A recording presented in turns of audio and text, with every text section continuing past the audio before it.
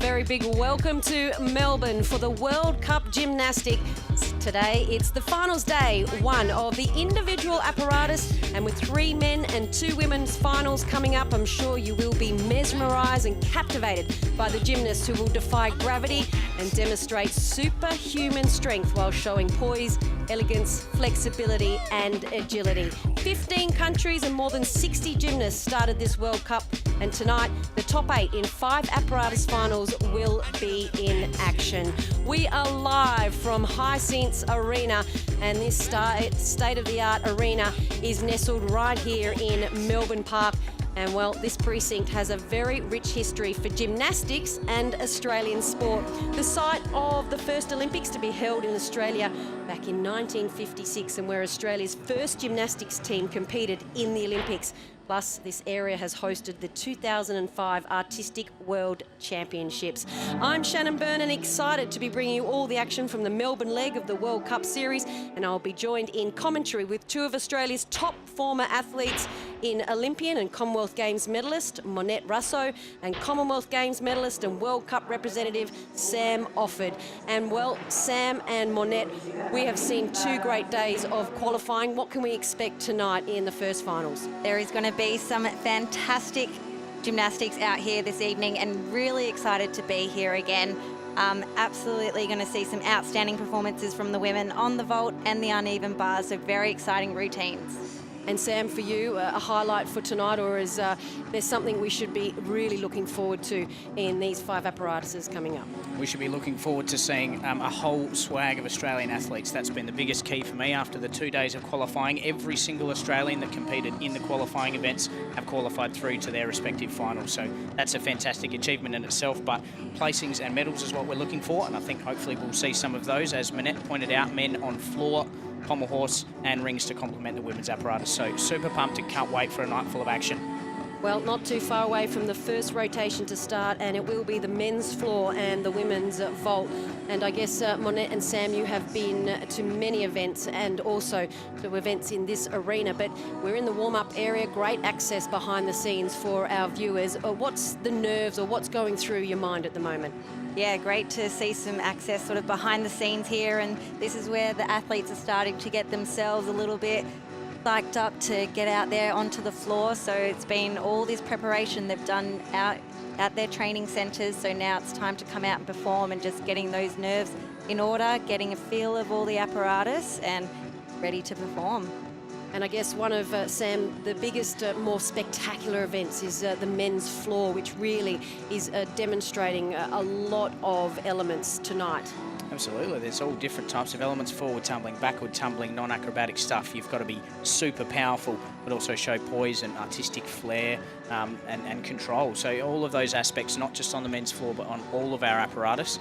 And every athlete treats this scenario a little differently. Some people do a lot of warm-up, some of them don't do too much, but mostly I think all of the nerves start to wither away when you can actually control what's going on. All of the sitting in the hotel earlier today waiting is the hard bit. They get to control what's going on from now, so they'll be doing those last-minute preparations, and then big night of finals to come.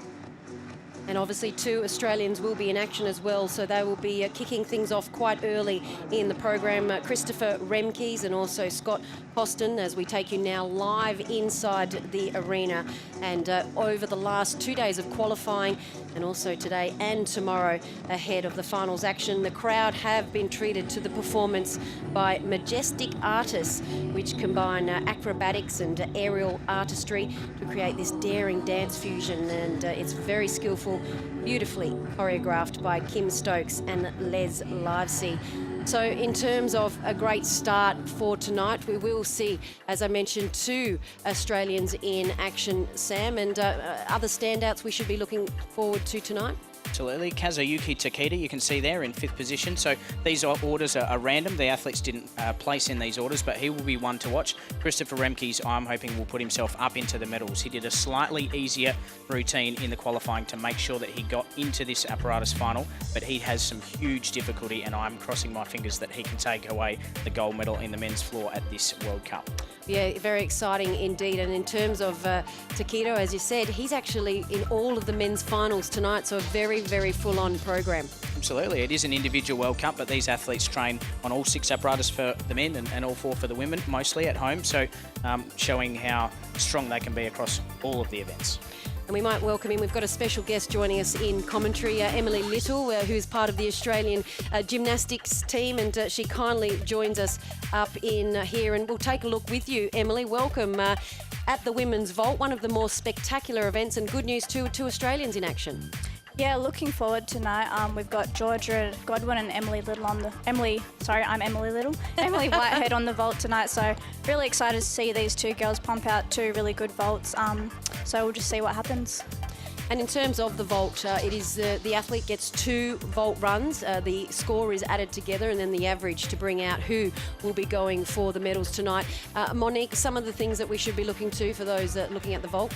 So you'll notice when the gymnasts are competing on the vault that they'll complete 2 different vaults, and they'll be from 2 different families, as we call it in gymnastics. So they might enter onto the vault in a forward position in a handspring, and in their second vault they might enter in a round-off position and enter backwards.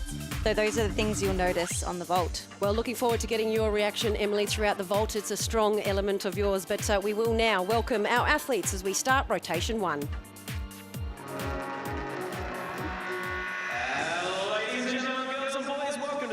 Of the 2018 Melbourne World Cup here at Hisense Arena.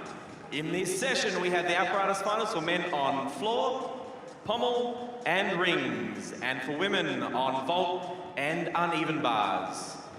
And now please welcome the gymnasts to the arena, starting on men's floor.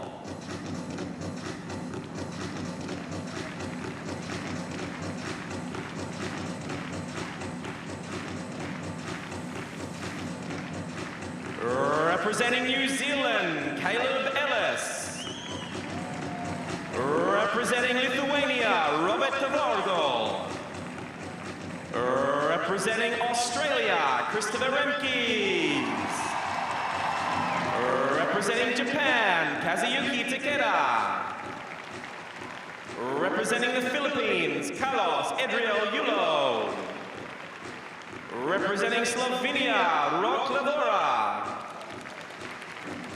Representing China, Gay Shua. And representing Australia, Scott Costin. And starting on women's vault.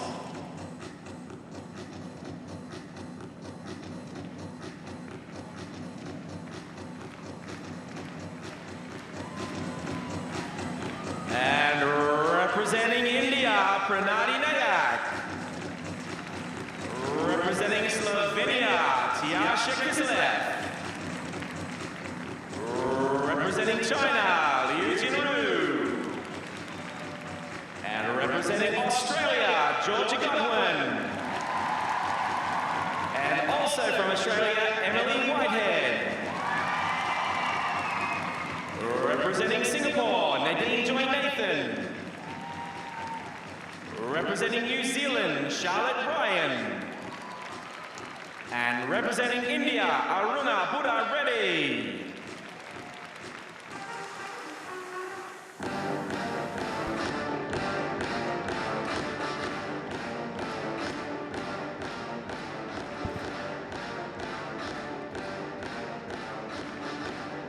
And there you have it, the introduction of our 2 finals tonight. It will be the men's floor, and we will be going between the men's floor and the women's vault as well. So 2 big finals coming up to open the proceedings of finals day 1 in the individual apparatus. Great to be in commentary alongside 3 Australian gymnasts, and 2 are former. Monette Russo has been to an Olympics, as has Emily Little, and also Sam Offord, who is a Commonwealth Games medalist. And looking at now the men's floors, this is also the women's vault, and 2 Australians will feature in that, as well as 2 Indians. And I guess, Emily Little, in looking at that vault lineup for the athletes over 60 that competed, has that been pretty surprising who's competing? No, I don't think so tonight. We've got some really good competitors on the vault tonight, so I'm not too sure who's going to take out the medals. We'll just have to watch closely, but I'm sure we're going to see some impressive vaults. As Caleb Ellis from New Zealand. gets us underway in day one of finals.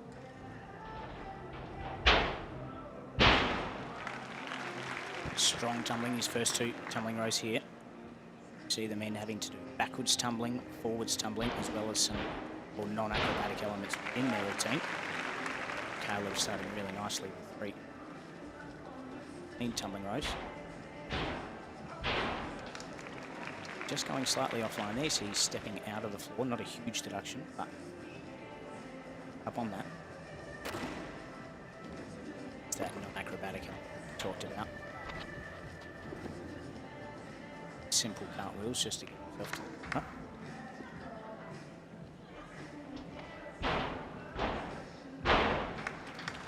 Doing some of that connection tumbling to get some more difficulty score.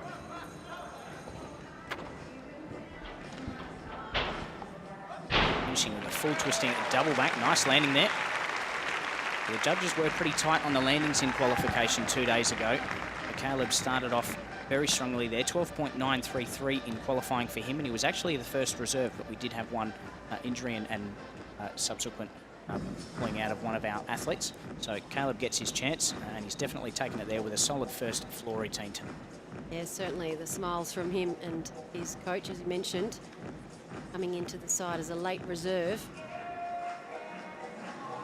And men's floor, 12 by 12 metres. The length between 50 seconds and 1.10, about 70 seconds. So you will hear a bell, perhaps, over our effects mics. That's 60 seconds, so that signals to the gymnasts that they have 10 seconds left to complete their floor routine without getting any deductions. So normally they've planned that one out pretty meticulously to make sure that they finish just in time, but it's a matter of going as long as you can to give yourself enough of a breather to complete your routine successfully. So he Hear the finished bell for Caleb, so I think he was in line there, no problems. qualifying was 12.933, and as we mentioned, waiting for the score here, it was the reserve.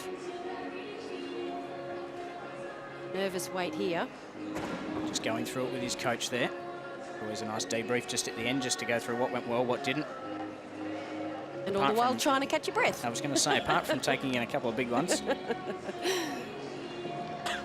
it's always an interesting thing. The first lead-off gymnast or the first couple always want to put down a really good routine, and it's funny what happens in an apparatus final. If the first few athletes put together a good, clean routine, it puts a lot of pressure on all the athletes in the rest of the field. So Caleb's done his job. He gets to sit and watch. Hopefully he can stay right at the top of the leaderboard.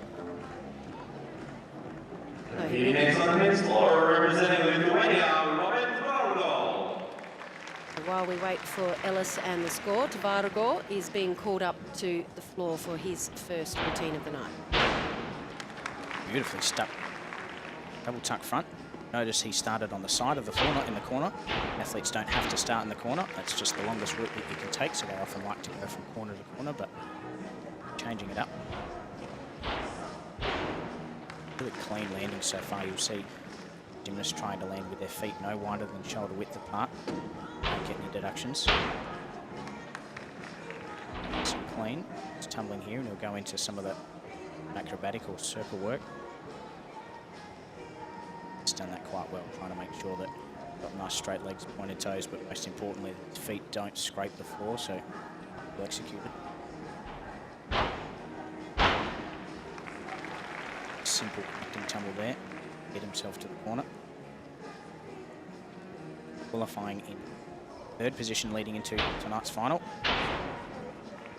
Good final tumbling row there. The large step on landing, but apart from that, most of the other landings were pretty clean. So third place leading in, he's going to give himself every chance at one of the medals here. Robert Tvargo. A high five there and a hug from the coach. See that great camaraderie as well, and that respect as well from each gymnast as they walk past. And every time you do an apparatus, Monette, it is that you want to congratulate them for the performance, but you also want to just say well done for getting out there. Yeah, absolutely. You know what they've been through and all the training that they've done to get there, just like you have. And so it's great to see that all the athletes, as they compete on the World Cup circuit, they meet each other. in all the countries that the World Cups are held. So, you know, you start to build relationships, and that camaraderie is great to see out there on the floor. A lot of respect between all of the different athletes. Everybody wants everyone else to do well. Up correct leaderboard at the end. So great to see. Catch a peek. You're going to see a lot of different reactions as well, I'd imagine, between the gymnast and coach as to whether the gymnast is happy with their performance, if the coach is happy with their performance.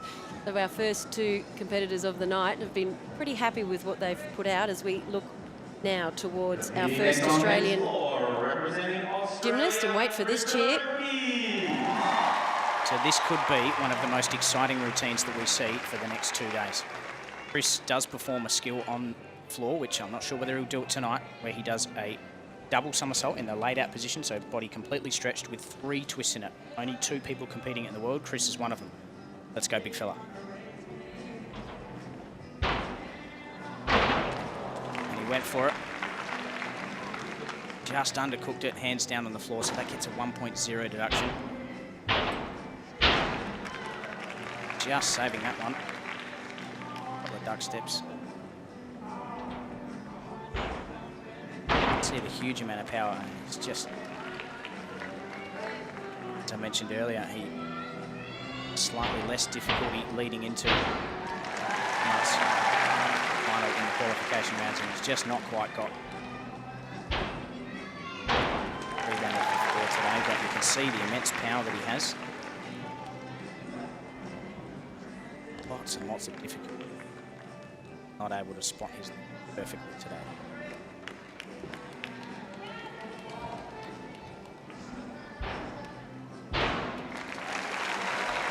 Double tuck.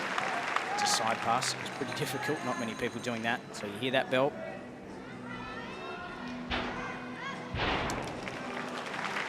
It's all falling apart a little bit for Chris today on the floor. So the first home competitor for Australia, Christopher Remkes, a small salute to the crowd. Takes off his arm guards. Being a little dejected there as he picks up his jacket to leave the floor.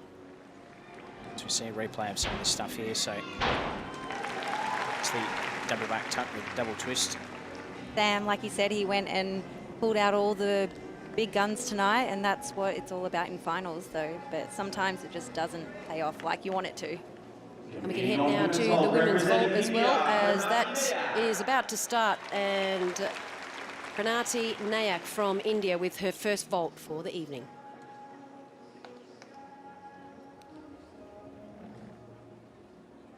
Just waiting for the judges to give her the green flag to start her vault.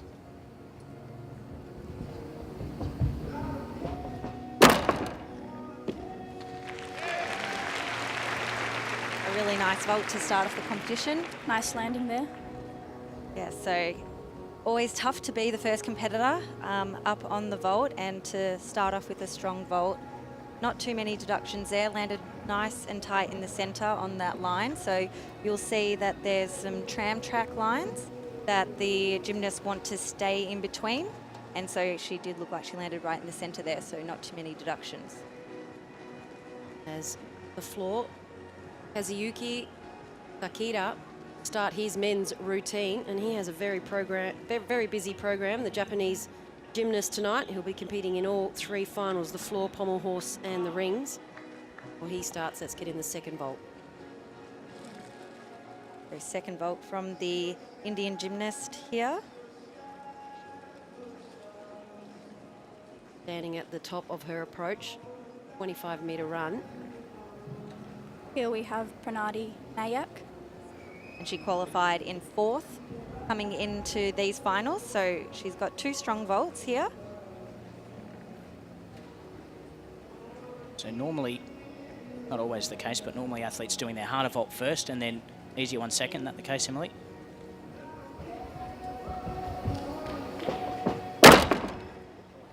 Handspring pike half, little step on the landing, but nicely done. Got lots of height off that vault as well, and that's what the judges want to see, that height in the air and executing the vault. Bit of an Sore ankle, it looks like there. Unfortunately, it can happen on these vaults. There's a lot of power, a lot of force going through the ankle, so hopefully she'll be okay. Great to see that she got through her vaults though, and walking off a little gingerly there, but getting through 2 great vaults, so well done. A heavily strapped left ankle there, but 2 successful vaults for Nayak from India as we head back to the men's floor. And Kazuyuki Kakera from Japan. 13.833 was his qualifying score and in second place. So we know he's got the difficulty and the poise after the qualification round. Let's see what he can do.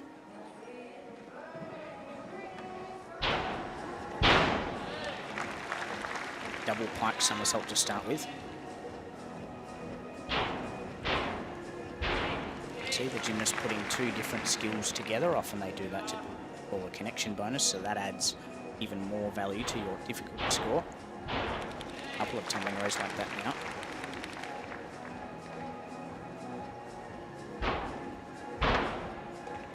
Simple double twist corner there. Athletes can tumble from and to wherever they like, but they do have to head towards each corner as a requirement. Judges. Saw the Japanese press.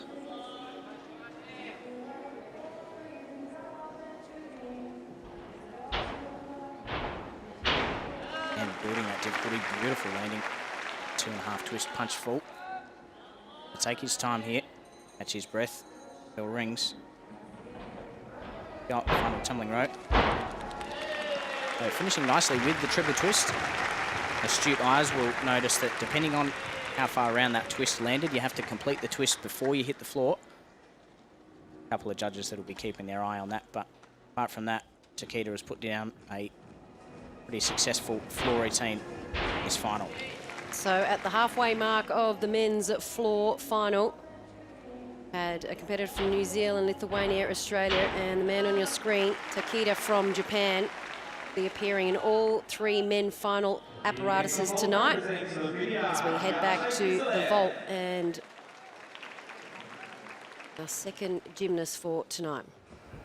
So from Slovenia, so Tia Kilshev. Nicely done. Very powerful. Small hop in the landing, but a good vault. Yeah, very well executed, and she actually is currently ranking 3rd in the World Cup series on this apparatus. So she'll be hoping to end up in a medal position not only here tonight, but hopefully at the end of the World Cup series. Taja has been a strong competitor on the World Cup circuit, so I'm sure that we can see another great vault from her coming up next. Slight hop there at the end, and this vault she's going to be putting on an arm guard. So yeah, you'll notice some of the gymnasts, they do wear wrist guards. Some of the vaults that they perform put a lot of extra pressure on their wrists, so just to help protect that, especially when you're training in the gym and doing a lot of repetitive numbers out there. So getting a little bit of chalk on her hands as well. Waiting for the judges to get the final scores. Emily, what's going through your mind when you're standing at the end of that 25-metre approach? Just honestly trying to shake the legs out, getting the lactic acid out of your legs so you can just run down that vault as powerful as you can and hope for the best, to be honest. How would you divide up then the whole sort of vault for your run and then your launch and then what's in the air and the landing? Yeah, so I think a lot of the gymnasts take this approach where they're counting their steps as they go down the vault, and you sort of have cues in your head of when to push and twist and land, and so that's kind of how you can tell where you are in the air. So the green light given for the second vault for Selev Tiskolov. Nicely done. A little bit stiff on the landing on the legs there, but overall a good vault and just a small step on the landing. So I think that's going to get a pretty good score for Taja. And 2 strong vaults there. That second vault, Yuchenko layout, 1.5 twist, performing that well. So solid performances from her this evening. Competing next on men's floor, representing the Philippines. The 5th competitor on the men's floor final. So 4 more to go as we hit the halfway mark. Carlos Ariel Yulo from the Philippines. His qualifying score of 13.066. Absolute pocket rocket, this gymnast, really powerful. see nicely executed double pike to start. A lot of twisting and connecting elements. 2.5 into 4.5.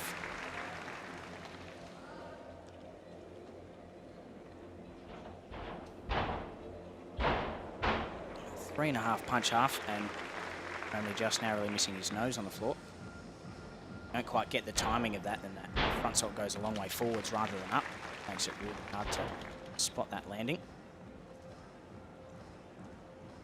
Couple of tumbling elements and then into the non-acrobatic work. Talked about defying gravity at the start, Shannon. Russians sit there, needing to be held for 2 seconds, so any elements that need to be held, everybody can count at home. Seconds.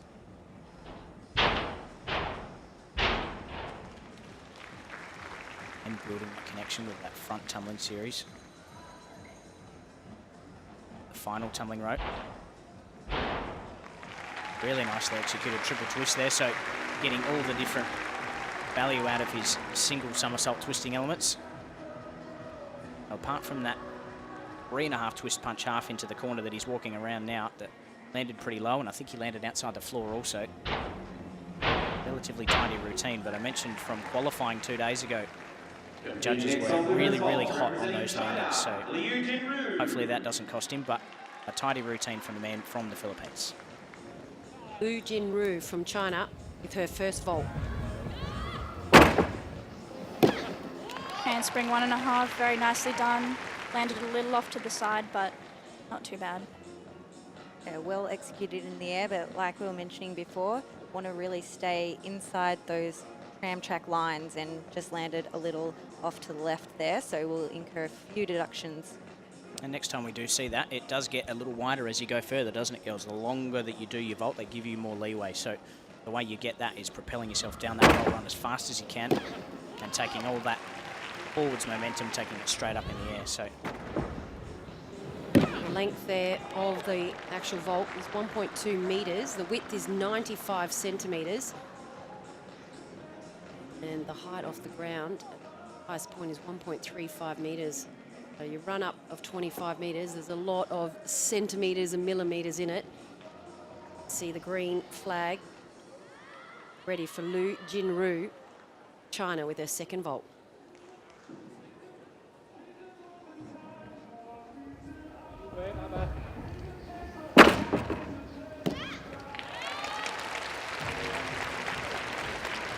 Nicely done on the second vault there. So 2 good vaults from the Chinese gymnasts here this evening. And a beautiful leotard, might I add. It's all about the leotards for the women's. Definitely. Is it really like leotard envy? Is that true?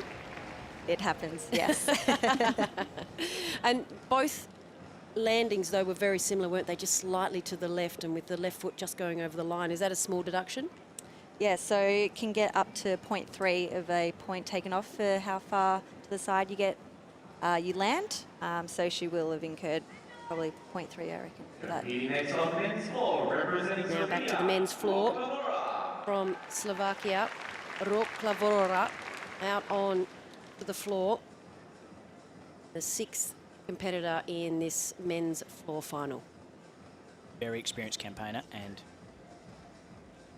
lots and lots of putting this routine, just not quite showing it in the qualifications, but showing us how it's done in that first tumbling rope. Absolute stick.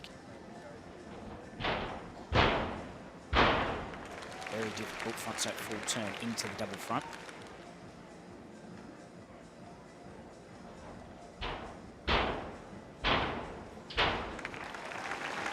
Showing exactly how you can really difficult tumbling, but just make it look absolute perfect. Style. 4 tumbling rows back to back. That is not easy on the legs. Decided to give him a bit of a stretch. Splits. Playing at home, this is called the Japanese press. You have to do that really, really low so that you just get your head through as the judges take some deductions. It's done that well.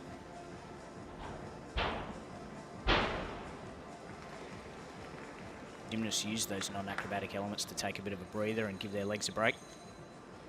Clean routine. This is going right up to the top near first and second if he hits this final tumbling rope. Commentator's curse, my bad. So the Arabian double tuck, he saw fun in that. Unfortunately, those big steps at the end, they're going to be between, say, 0.3 and 0.5 steps because they were relatively large. Hopefully that doesn't take him out of the medals. Well, he qualified in 4th with the tie there with Savorogo, as we now will get a huge applause as Leading next on vault, representing Australia, Georgia Godwin. Georgia Godwin is announced to the Hisense Arena, and this is her first vault for this evening.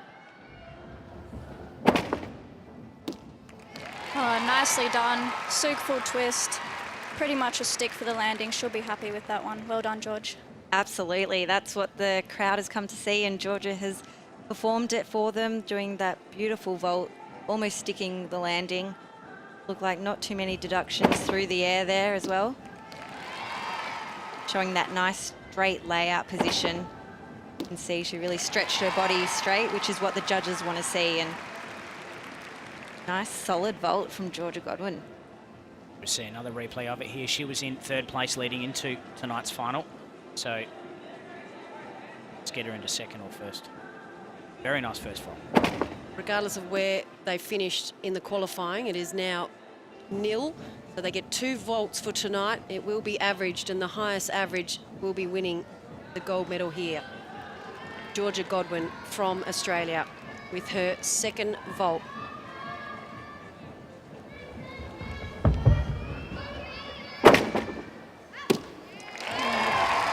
Well done. Spring half. Very nicely done. Well done, George. She'll be happy with that one as well. She's happy, the crowd's happy, coach looks happy too, and so they should be. What a spectacular performance from Georgia here this evening in vault finals. Definitely going to put her up there in medal contention. As we can now have a look at the leaderboard so far after 5 competitors and the men's floor. And out in front, Sam, any surprise to date with 3 more to come? No, I don't think so. Unfortunately, as I said, Christopher Remkes, the Australian athlete, would hopefully have been right up in the medals with a successful routine. But out of those 3, that is probably exactly where we expected them to be. Competing next on men's floor, representing China. So with 2 left to go in the men's floor final, Ge Shuhua from China, he was the highest qualifier, 14.033. He's going to need a repeat of that one, I think, to get himself up into that 1st place, keep that position, see what he's got. Starting with a very difficult 3.5 twist, punch 1.5, but 1 foot going out. Again, another big 0.3 hop on the landing.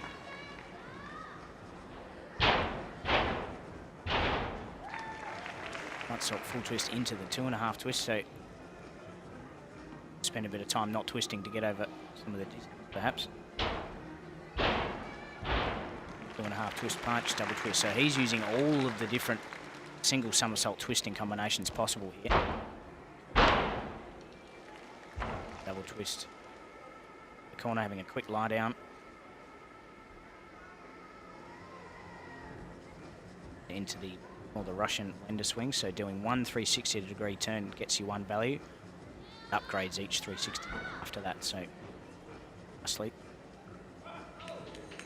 For the final tumbling row to come, I think you'll need a really, really clean landing on this one. Stay in 1st place. And only a small hop there, and he's relatively impressed with himself. Really, really hard. When you have led the competition after qualification, you're up 7th in a final. You've seen a couple of good routines and a couple of wobbly ones. To be able to come out and perform really well, that's a very, very good effort. Can update that leader scoreboard as well. Christopher Remke's got 11.200. He will be in the pommel horse as well as we head back to the women's vault. And the 5th competitor from Australia is Emily Whitehead, with her 1st vault of this women's vault final.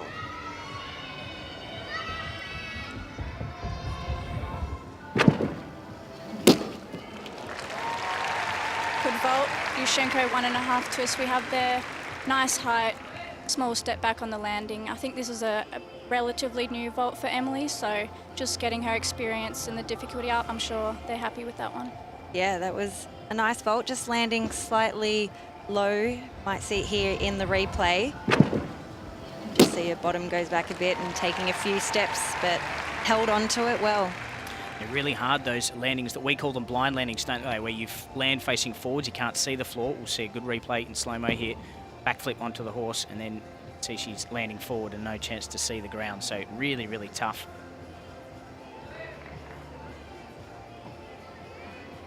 So what would the judges be looking at in terms of her landing at least? For what we've seen there? So she's taken about 2 steps back, so each one of those is going to be about a 0.3, so it is going to take away from her score a bit there. We would like to see a perfect stick, but it's gymnastics. You're going to make mistakes. It's hard to be perfect, as we all know. So what can Emily do here? Emily Whitehead from Australia acknowledges the judges, green flag up, second vault, and the average from her 2 vaults will be taken tonight. Come on, Em.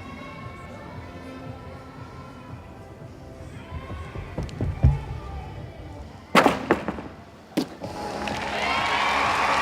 done, that one.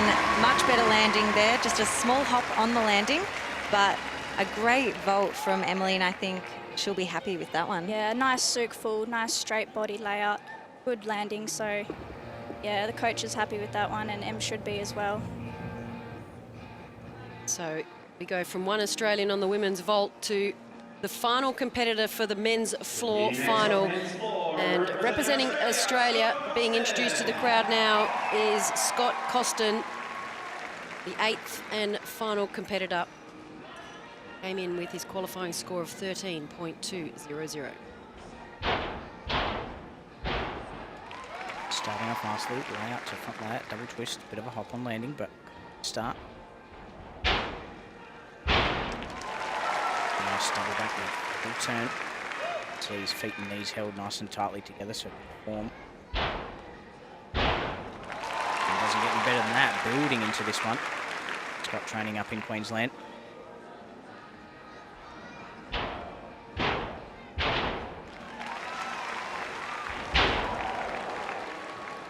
And to the non-acrobatic element, the popular Wender swings there.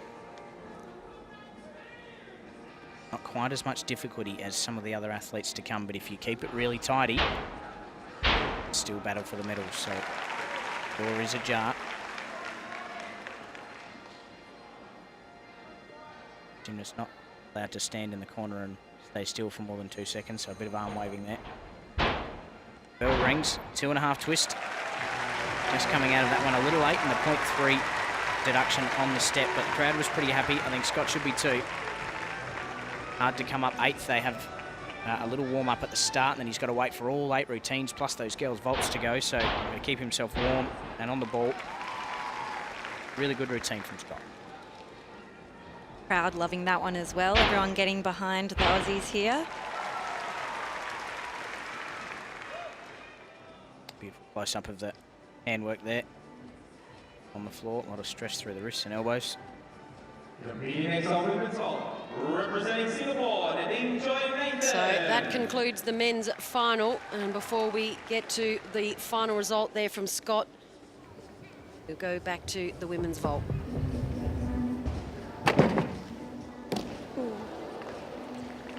So that is a fall, so that'll be a whole mark taken from her vault, unfortunately, but she gave it a crack, and we'll just see what she does on the next one. So Yeah. Nadine Joy Nathan from Singapore there with her first vault. Now it's about, this is, you know, 2 vaults, so you've got a second chance to try and just redeem yourself. About gaining that composure back and trying to perform the second vault, but as you can see, just didn't get the right push off the vault, so didn't get enough height in the air to complete the vault landing. The hands on the floor, second vault now. Just a replay, actually. First one. Just lacking that height. And was very wide on her push-off over in that right corner, just grabbing the horse Yeah, it can be difficult when That you vault, do a sorry. crooked entry and then you're crooked Yeah. onto the vault and off. Unfortunately, you have to get it straight down the line from the very start. And often when you are crooked, you've lost power in some way. So you want to keep that forward momentum going. You want to keep that in a straight line, not just so that it's safer that you end up in the middle of the board and the horse, but it's so that power keeps going. So hopefully she can nail her second vault and bring that average up. They're just pushing that 95 centimetres width of that vault. The fingers just coming off in that right corner. Did well to get any height from that. Green light now. How can Singapore gymnast Nadine Joy Nathan recover from her first vault?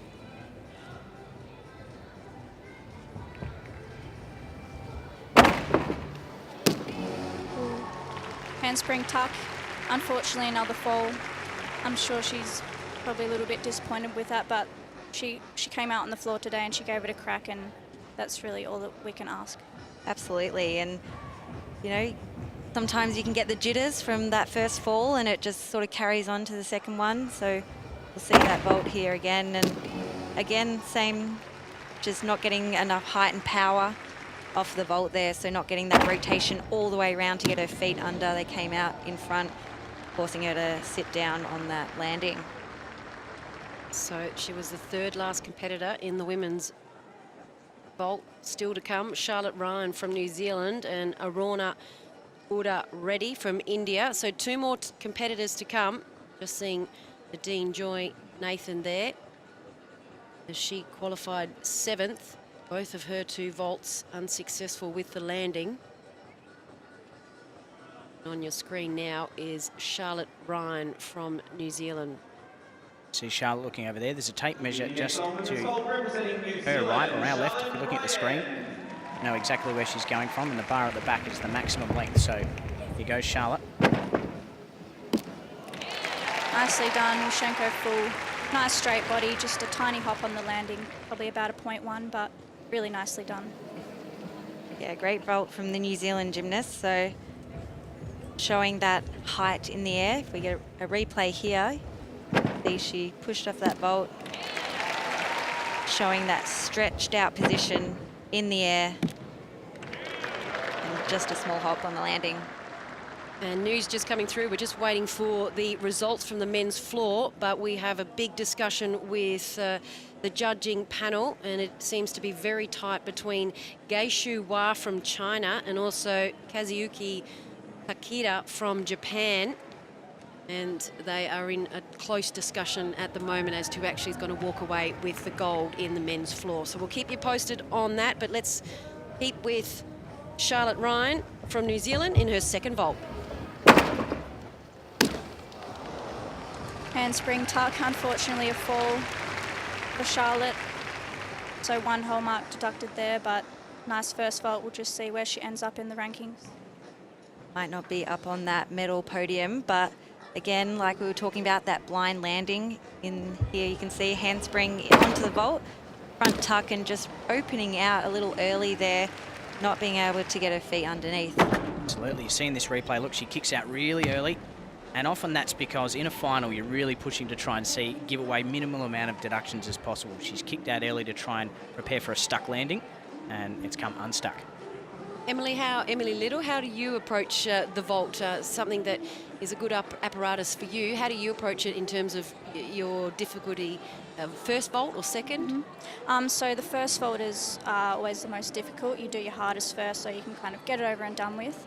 And then so you can relax a tiny bit and do your second one, which is a little bit more simple.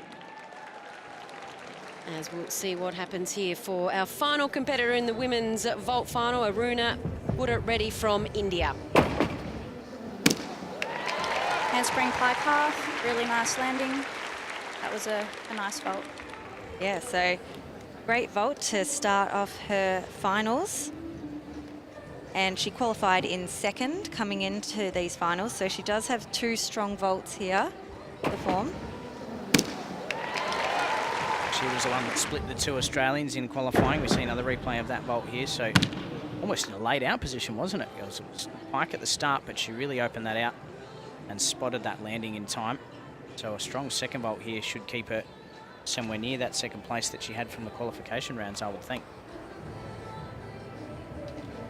So just looking at her markings there, the approach run is a maximum of 25 metres. Acknowledging the judges who have given her the green flag.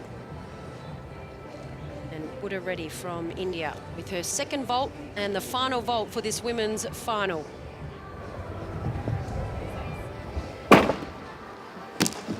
Nicely done, super full twist.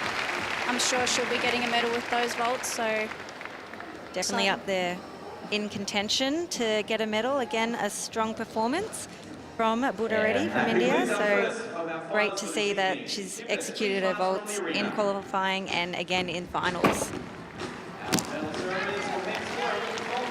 So that concludes rotation 1 here at Hisense Arena. We've seen the men's floor and the women's vault, and already 2 great apparatuses for tonight. 2 down, still 3 to come.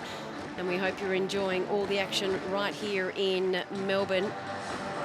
And here it is, the first results for the men's floor, and gold to a man who has a very busy program tonight. He's going to feature in all of the finals, and I'm talking about Kazuyuka Takeda.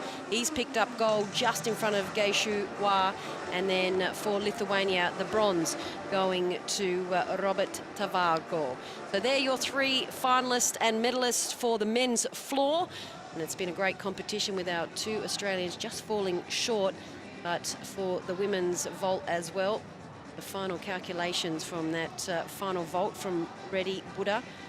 And once that is through, it will determine the makeup of the medals. As we heard, her vaults very much could have put her in a medal contention. Absolutely. We did have Australians first and third leading into that women's vault event, and I think both of our girls putting down great vaults. So they're going to be every chance for a medal here, as we see a replay of Robert Tavargo, the Lithuanian who came in 3rd place. Just a perfect example of some well-executed routines that perhaps weren't as difficult as the men that came in 1st and 2nd. But he had a pretty full program with lots of qualification over the last couple of days, and he's put together a bronze medal winning floor routine. It's the Chinese. He just had a couple too many landing errors to get him into the 1st position. Nevertheless, that was a pretty impressive floor routine. Lots of twisting and connected tumbling from him. As we see the final part of his routine in replay. Now, that triple twist. Big hop on the landing at the end there, and maybe that was the one that cost him. Floor exercise is really hard because of all of those landings, and those execution errors just add up over time. But still a great result for a silver medal, and here is our gold medal winner, Kazuyuki Takeda. He was coming in 2nd place leading into tonight's final. Took the pressure on board. Produced a beautiful floor routine with a lot of stuck landings to take out floor exercise at this World Cup. And he's going to be featuring in the 3 men's finals tonight. So his first apparatus, and he's picked up gold. This could be a very big night for our Japanese competitor Kazuyuki Takeda from Japan. Great scenes from right here in Hisense Arena in Melbourne. And it is day 1 of the World Cup Gymnastics, and a lot of gymnastic fans are out and about, not only cheering on our Australian gymnasts, but 15 countries started this World Cup leg in Melbourne. And Emily, in terms of competing at home as well, what's the different vibe like? You would all 3 of you have obviously competed at home as well, but what's the home crowd like? it's always so special competing in your home country, especially in this Hisense Arena in Melbourne.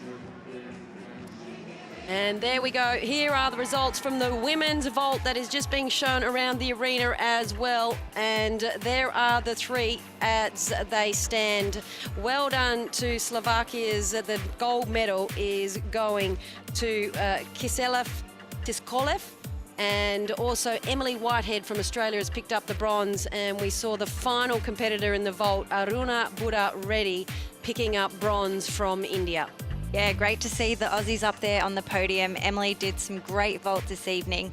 You know, she's still on her senior campaign competing at international competitions. So to get up there and win a medal is going to give her great confidence going forward in this competition. Yes, feeling like a very proud teammate right now. Unfortunately, Georgia just missing out on less than 0.1, so very unfortunate, but I'm sure she can upgrade her vaults in the future and we'll see her on the podium. Absolutely, it's a fantastic result, and it seems like it's pretty clear talent identification for women's vault in Australia. If you called Emily, you're going to be pretty good at this. So Emily Little in Thanks, the box Sam. and Emily Whitehead taking over at this event, 13.699. We saw she did probably high difficulty, even with a little, a mix-up on landing on her first vault, but enough difficulty got her over the line into second place. Fantastic result for her. So there is the final results for the women's vault, and there have been 2 finals here. The first rotation has just been completed as we can head down now for the medal ceremony. Men's floor. Please welcome our medal presenters.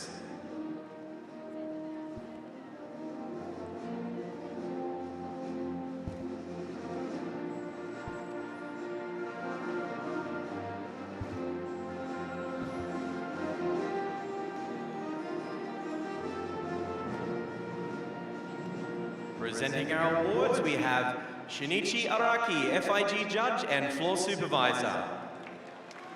Holger Albrecht, FIG Men's Technical Delegate. And Rowan Kennedy, the Men's Technical Director for Australia.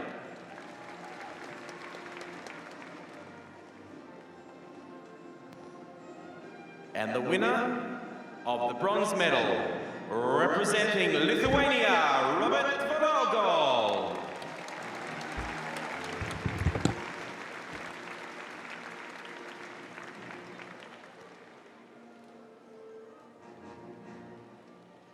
The winner of the silver medal, representing China, Ge Shua.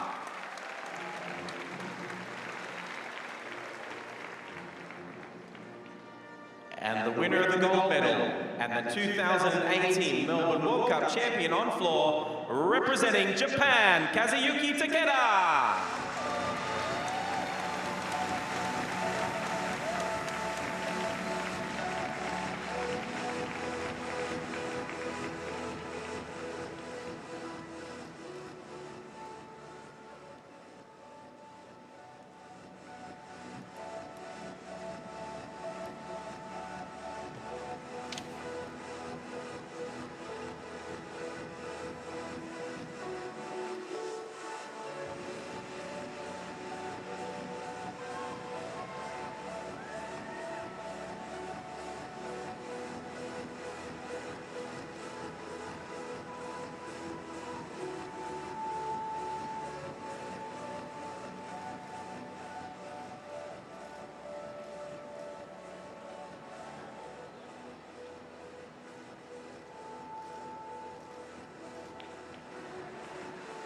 And once again, join us in congratulating our medalists on floor and the 2018 Melbourne World Cup champion, Kazuyuki Takeda.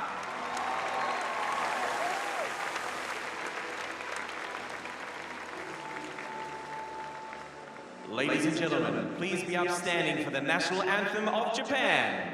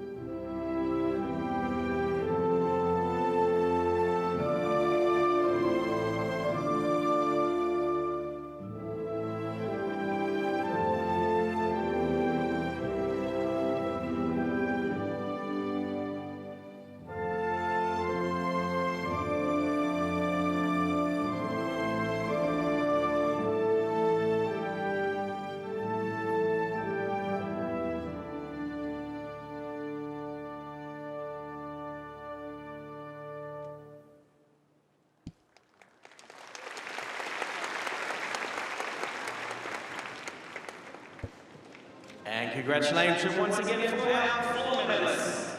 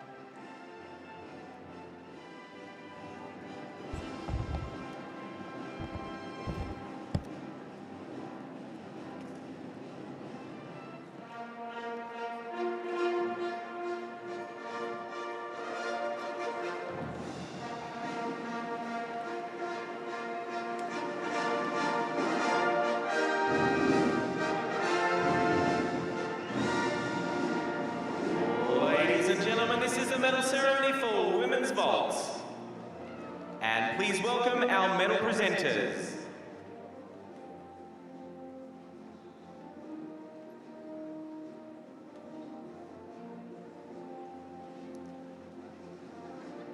Yu Jua, FIG judge and floor supervisor and vault supervisor.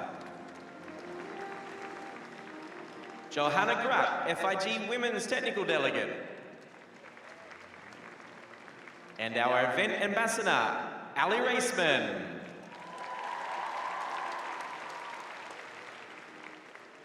And the winner of the bronze medal, representing India, Aruna Pudareddy.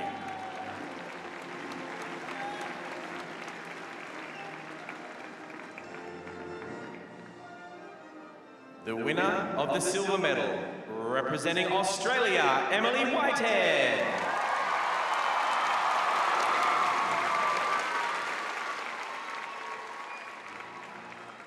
And the winner of the gold medal and the 2018 Melbourne World Cup champion on women's vault, representing Slovenia, Tjaša Kiselev.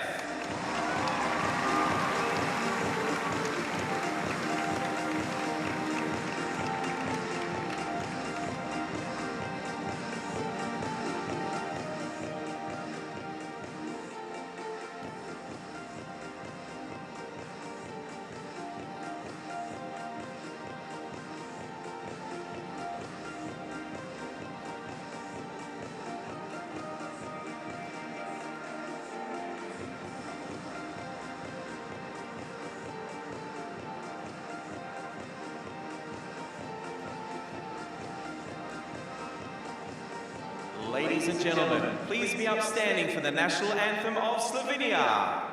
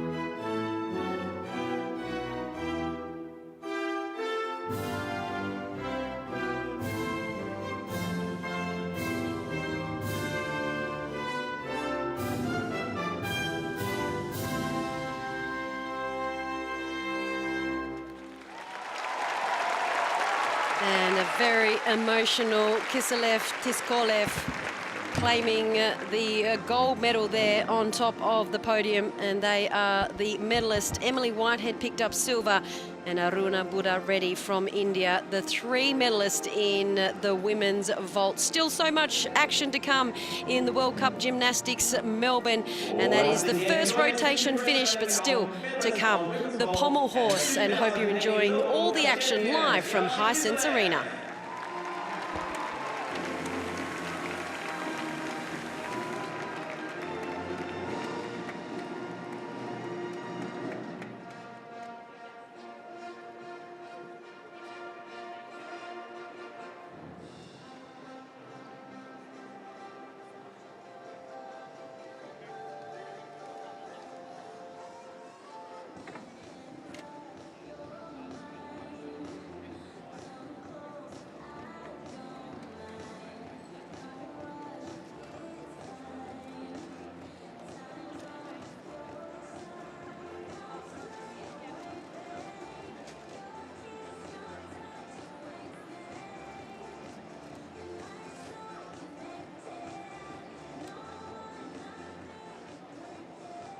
Still to come from Hisense Arena, it's the men's pommel horse final next in rotation 2. What has already been a great bit of action. The men's floor and the women's vault already done, but still to come tonight. 3 more apparatus finals in what has been a great couple of days here in Melbourne for the World Cup Gymnastics Melbourne leg. Great crowd on hand here at Hisense Arena.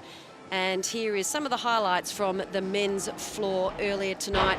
Hope you're enjoying the action. Shannon Byrne with you, and alongside me is Olympian and Commonwealth Games medalist Monette Russo, and also joining us is Sam Offord, who is also a medalist at the Commonwealth Games and also has been to a number of World Cups. Both of these former Australian representatives have a keen eye. And have you already been impressed, Sam, of what we've seen tonight in the men's floor final and also the women's vault? Absolutely, I have. The men's floor final had a little bit of everything, didn't it? We had some really clean routines, and we're seeing our podium getters on screen now, but we had a couple of routines where athletes would have liked to have performed a little better. It's a really high pressure cooker situation in a final, and anything can happen. But the standard of competition has been fantastic on the floor, and I think we'd probably echo that with what we saw on the vault as well, Minute. Absolutely. Yeah, it was a great finals in both the men's and women's apparatus, and like you mentioned, it's finals time and you get some spectacular routines and everyone's putting everything out there on the line, and you might get a few little mistakes as well. So it's all about what makes it so exciting, this sport. So we are seeing the man that did win gold for Japan in the men's floor, Kazuya Takeda, and he's got a very busy program tonight. He'll feature in all of the 3 finals. Coming up shortly in the pommel horse, he will actually be the first athlete. So a big program ahead for the Japanese gymnast. Ready, 1 down and a gold medal to his name. Great shots from inside here at Hisense Arena. Please put your hands together. Thanks, Ali.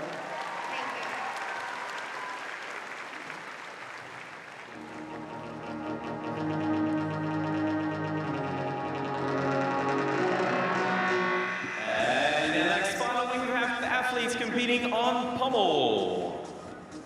And now please welcome the gymnasts to the arena.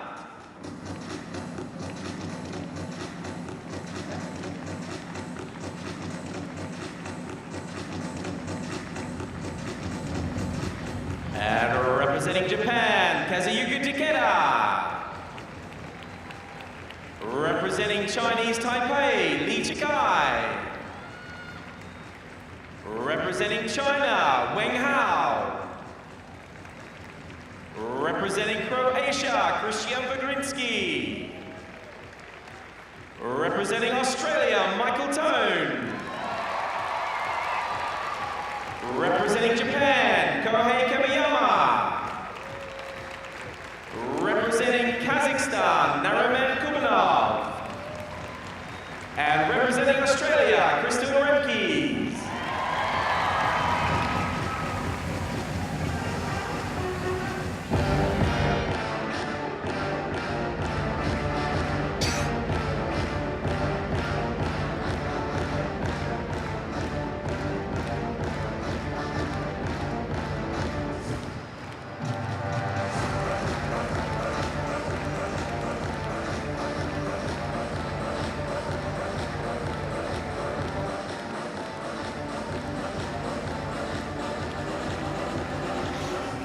Well, they've just been introduced. This is the final for the pommel horse for the men's, and the crowd just getting excited as we now look. The man just behind the sign, he's already packed up and put away a gold medal. Didn't have any time to celebrate or probably even take in what he's just achieved, because it's tracksuit on, tracksuit quickly off, and Kazuya Takeda from Japan will lead us off in the pommel horse final as well, Sam. So a busy program, but also he's been on the podium, collected his gold, and now he's first up in the pommel horse. Absolutely, there's never a dull moment at a gymnastics competition. So Takeda, seasoned professionals with all of these things, normally in an all-around competition, obviously not part of this event. Yeah, you'd be going from one apparatus to the next, so this is a piece of cake for him. He qualified in 8th position, leading into tonight's pommel horse final, so he'll lead us off. It's a terribly hard apparatus. If you have your shoulders just a little bit wide off axis, then you are off of this thing.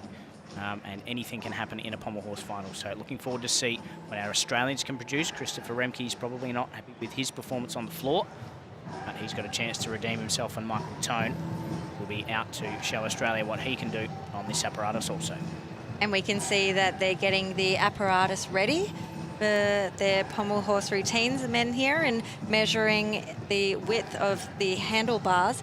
Usually they put their elbow to end of their fingertips because they want it the width of their shoulders, so they want to make sure that it's got the right width there for when they perform.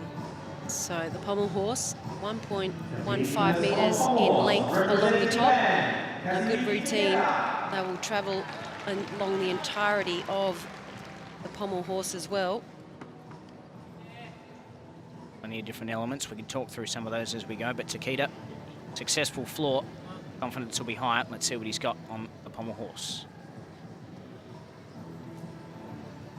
This is also one of the requirements of the pommel horse, some scissor work, so with the legs either side of the handles there. So he's done 2 nice scissor to handstands, bit of hesitation there. The judges have used some ink to take some deduction away. Moving into some of the one-handle work, so really difficult. Keeping shoulders on top of the horse there. Beautiful Russian Wender swing work out to the end. This is what Shannon mentioned. He's just clipped his leg there on the back of the horse. Now this is what I meant about how difficult it can be. If you don't push your hips and toes out as wide as you can, run the risk of clipping either the corner or the handles of the horse. It slows all that momentum down, and then as you can see, Takeda couldn't keep that up and he's off. So he'll now have a set amount of time to get back on the horse. So the apparatus where you do fall off, they all have different timing. Absolutely, 30 seconds to remount the equipment without getting a deduction. That's a new rule. Used to be 30 seconds or you get 0. Now you've got up to 60 seconds. So Takeda taking his full allotment of time. And into the party tricks, the flares. Some athletes choosing to do some of these skills in the flare position with those legs spread wide. Necessarily get you any harder value. Disappointing for Takeda there. The rest of that routine after the fall was really, really clean. As Shannon's mentioned, he's got 4 other apparatus, 1 tonight, 3 tomorrow, to see if he can collect himself another couple of medals. So, a bit to work on there, but... Just grimacing in pain there as well. It looks like his right shoulder, right hand. So everybody wants to shake it, but he's wanting to shake off a bit of pain. So it looks like his right hand's on top of it. So blisters or something that's hurt him in his wrist and the grip. But yeah, he's just going through the replay on the chair himself, just trying to work out. Absolutely, and this will show you exactly why his wrist is probably sore. Such a small amount of room to fit the hands on those handles and then on the leather. So not so much just today's work, but gymnasts doing thousands and thousands of circles per week just to be able to train this apparatus. So a lot of stress through the joint that not many people do much weight bearing on. So constant management for these athletes. You see him winding up into the dismount here. Got to get that straight to handstand without using any strength. It's got to not stop. Slow motion shows it beautifully.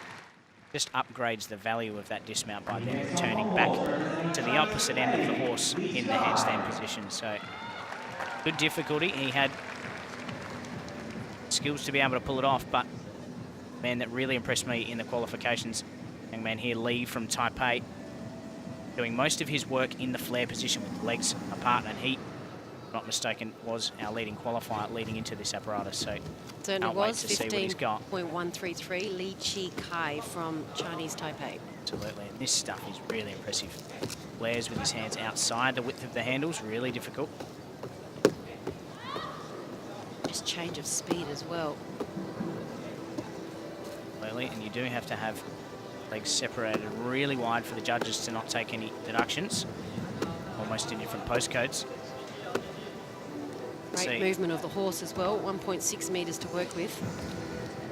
So I'm not really sure why the judges brought pens for that one, because there's not a lot of work to be done with that. That is a spectacular routine. And dare I say it, had a lot of flair in it. He's looking very happy with himself, very pleased, and so he should be. Congratulations all around for the Chinese Taipei gymnast here tonight. What a spectacular routine, and this is what finals is all about, putting those best performances out there and just wowing the crowd and the judges. I mean, you'll know exactly what I mean when I say this. If you've got the rest of the final 8 competitors all congratulating you after you've come off, a real sign of respect to say, yeah, okay, you've laid one down there, and we are going to have to chase you. And I don't know if anybody's going to catch Lee. We see a replay of some of the travelling work in the flare there. He goes up onto the horse, onto the handles rather. Beautiful pirouetting in the handstand. So huge difficulty with all of that work where he goes up and back and turning against the same direction as the circle, as well as going up into the handstand and turning with it. But the beauty of this sport is that he made it look so easy. Absolutely, the gymnastics is the art of making difficult things look easy, and Lee has done that tonight. Fantastic work. He will be the leader, no doubt, and I don't see anybody catching him at this stage. As you say, the look that it was so continuous makes it easy on the eye to think that that was just such a smooth routine, and even detracts for actually how hard his hands are working, as you say, Sam, and he is very happy with that. 14.833, not as high as his qualifying score of 15.133, but he leads the man from Chinese Taipei, as we see our third competitor who finished third in qualifying, Weng Hao from China. He got a bronze here on this pommel horse back in 2017. Oh, nervous Chinese supporters there. Can't watch. Oh. So, big error there. But that value of that skill may not be paid because he just spent too much time up in handstand with too many errors. See what that does to his overall score. But the Chinese normally so impressive on this apparatus. You can see a beautiful straight line from his shoulders through to his hands, and that is ridiculous. A Russian Wender swing of that many degrees all on the one handle. But, as you can see, it can come unstuck as quickly as that. It's a really shaky start from him. That scissor probably has thrown him mentally a little bit, and it's taken more out of him physically. And a sigh of disappointment as he came off of pommel horse there. We saw in that graphic just after Lee's routine finished, he had a difficulty of 6, an execution score up in the 8.5s, and they are super impressive world standard scores. So keep an eye on some of those things. If our athletes having 5, 5.5 in the difficulty score and 8.5 or above, that's going to put them right up in the middles. So Weng Hao from China back on the pommel horse.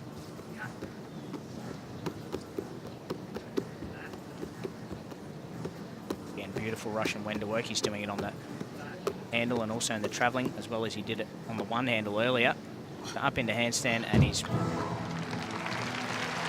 really lost control of that pommel horse routine today. He knows it as well. He just shook his head in disappointment. There it is again. Effectively, that's almost like 2 falls, that mistake out of that dismount. He was supposed to finish that one on the other side of the horse. So, not sure if it's words of encouragement or that might be, this is what we're doing at training tomorrow. You've got 35 of these to do, the coaches. But not what he was hoping for today. And what's that like as we look at the replay here, Monette, some of that disappointment of when you have done it so well at training, so well at other competitions, and it's something that should be ingrained? Yeah, it's all about, you know, coming out and performing at such a different environment, coming into a finals, the atmosphere, the pressure. So it's about getting the routine that you know you've done 1,000 times before and getting it right in that moment. So it's a mental game as well as a physical one out there. Absolutely, and it's just about being able to be in this scenario and in this environment as many times as possible. And if we're talking, you know, biasly towards our Australian contingent, it's a great thing that we can have this competition in our backyard, giving that exposure to our Australian athletes. We've seen Emily Whitehead perform brilliantly under pressure. With just over a month to go to a Commonwealth Games, these are all really, really good signs, so great to see. 2 Australians still to come in the pommel horse final. Michael Tone and also Christopher Remkes. Remkes was on the men's floor earlier tonight. He came away with a very disappointing performance that saw him with his floor routine of 11.200. He'll have an opportunity again to go for a medal in a final. The man on your screen now from Croatia, Christian Vagrinski, and he is lining up after his performance yesterday. Kravinski, Croatia, 14.066, and he qualified a tie in 5th. Look of concentration there, just waiting for the approval of the judges. Judges perhaps taking a little bit of time just to figure out exactly what they need to do with the score of the Chinese athlete before them. Often when there's mistakes like that, the judges have to make a decision as to whether they credit or pay some of the skills that the athlete did where they fell.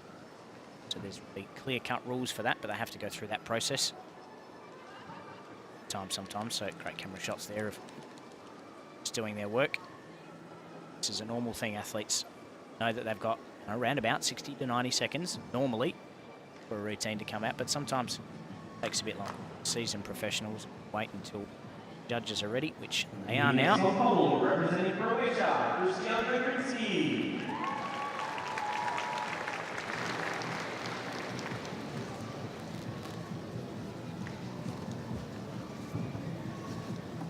starting with scissor work, as is common with a lot of these athletes, and then working into some of the more difficult one-handle work. Nice straight line from shoulders through to hips, through to toes. He's nearly on off the end of the horse there. Managed to keep that one under control. See the leg separation to keep his balance. Judges hammering for that again, and too much.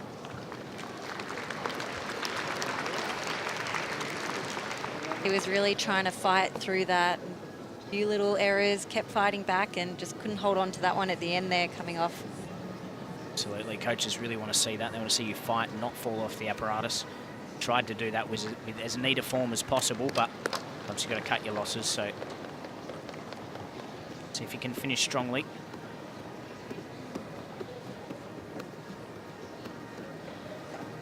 Nice triple Russian on the end. He'll move into the Magyar, the travel down the horse, and then the Shibata, which is the backwards travel, so fulfilling those travel requirements that Shannon spoke of.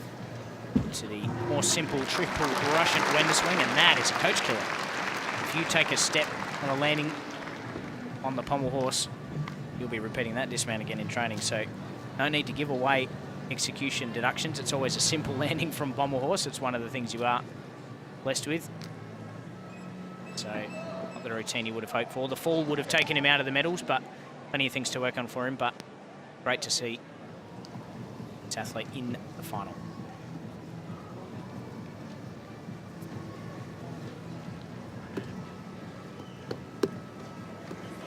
See some of this Russian work you'll see as he gets towards the end here, having to straddle the legs. That just slows that momentum down a bit.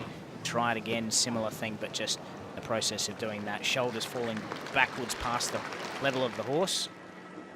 Off. He just clipping as well one of the pommels, and also through the routine, if you hear closely, you just hear a couple of times his feet just clipping the pommel. So while we wait for the score of the Croatian athlete who's just finished, let's take a look at what has already been put down in this men's pommel final. And Chinese Taipei athlete, rightly so, out in front with that wonderful performance.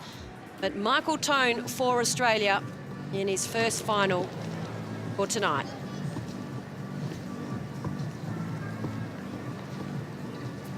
Michael Tone, strong performance in qualification 2 days ago. To his one-hander work now, you can see nice line, beautiful, keeping that momentum going into the travel work now. You see him at Magyar. Want to see his left and right hands evenly placed on the handles, not one in front of the other. Oh, he's pulled that one around. That's a great save. Hit Control S on that one. Just the dismount to come. And unfortunately, they're going to pin him fairly heavily. Crowd's gone wild. He might go tone deaf after that.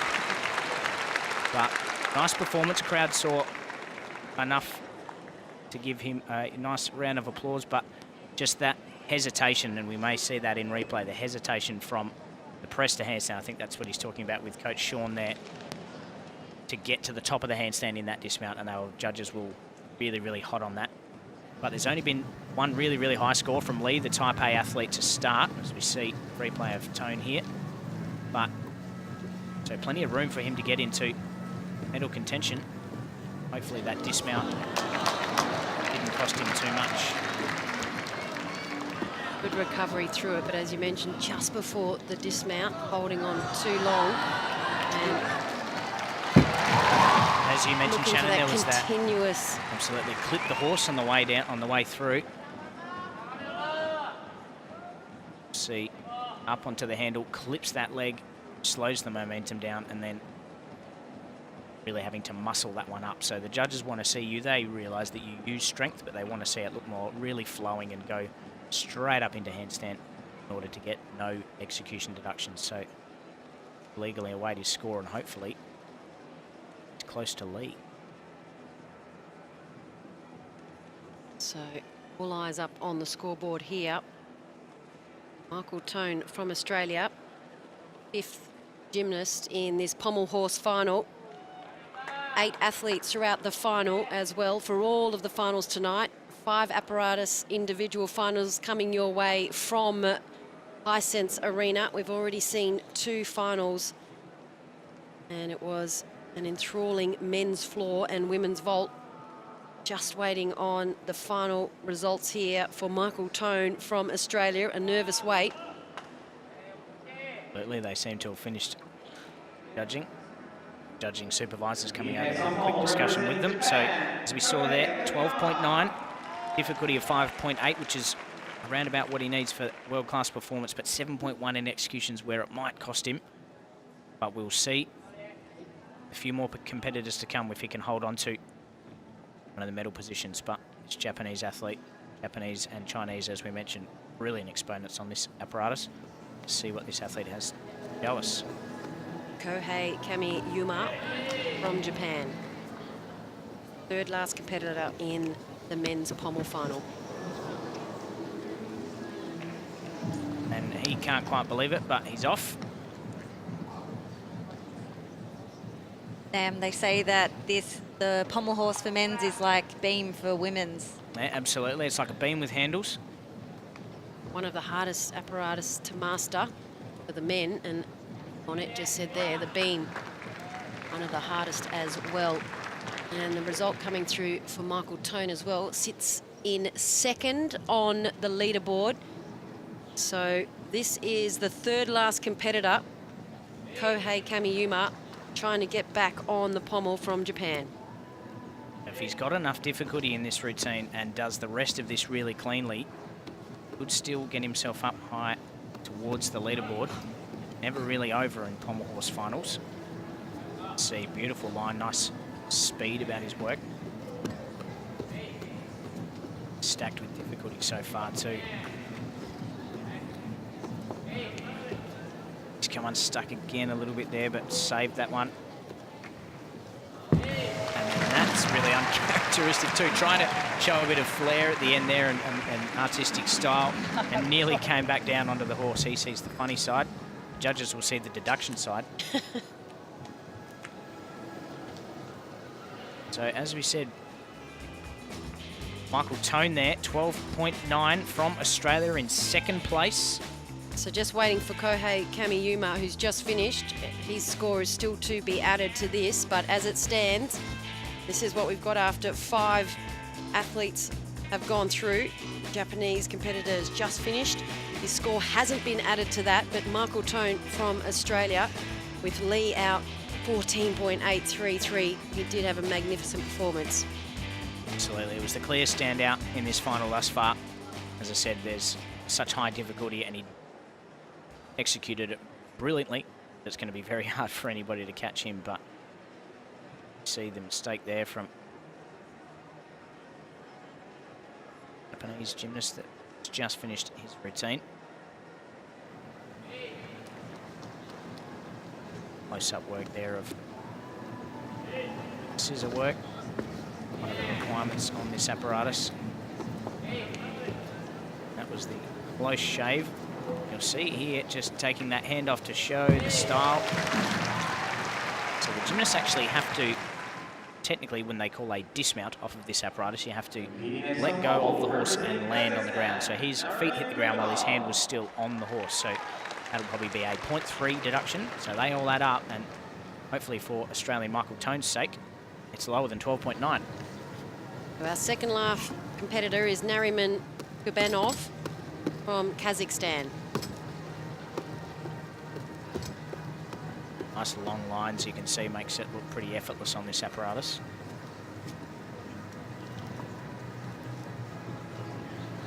Full care there, that's really nicely done.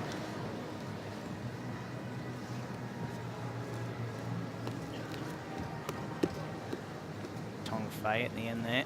Up into the dismount, a little bit of strength used. So that, another hop on the landing. We're going to have to run a coaching clinic at the end of this one. Gets a high five from Christopher Remke's coach as he's going out now to adjust the pommels, but a hug from his coach, and why not? That was a great performance there from Kurbanov. Absolutely. Kurbanov, that was, he made it look effortless again. Yeah, absolutely. And, you know, these are world-class athletes that we have here at Hisense Arena, and they're showing just how outstanding they are and how difficult this sport is, but making it look so easy. Except for the pommel horse landings. That's stunned me so far. And that's, you know, you've got to concentrate, obviously, throughout the whole routine, but to the very last second, you can't forget about the landing. Absolutely. We'll see the landing here as he lands. Let's see how big the jump is. It's probably only 0.1, but the difference between second and third before the final score came up, you know, Michael Tone was 0.3 ahead of third place. So you give away 0.1 there, you've got to try and not give the judges any reason to take anything from you. But final competitor to have his say in the men's pommel horse final is Australia's Christopher Remkes. Want to put in a clean performance after backed a little bit from what he wanted on the floor exercise. Let's see what he's got. Reverse scissor to handstand to start was nice. Some of this work now, just a hesitation there. Shouldn't affect the difficulty, but there'll be execution deductions. The one handle, that's nice work. Got through the most difficult aspect of the routine already. Gymnasts normally stacking the harder skills at the front when they're freshest. Travelling work, he'll go backwards now to where he started. Just the dismount to come, stepping up onto the handle. Can he get up to handstand quickly? Come on, Chris. That's it. Very nice work. That is going to be potential second or third.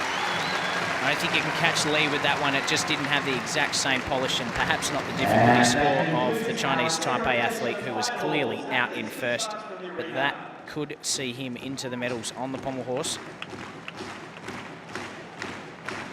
Well, we're going to get the score shortly from Remkes. He needs to get better than 13.366 to sneak in and claim a medal. Out in front at the moment is Kurbanov from Kazakhstan. He got 14.933 and he just overtook Li Chikai from Taipei.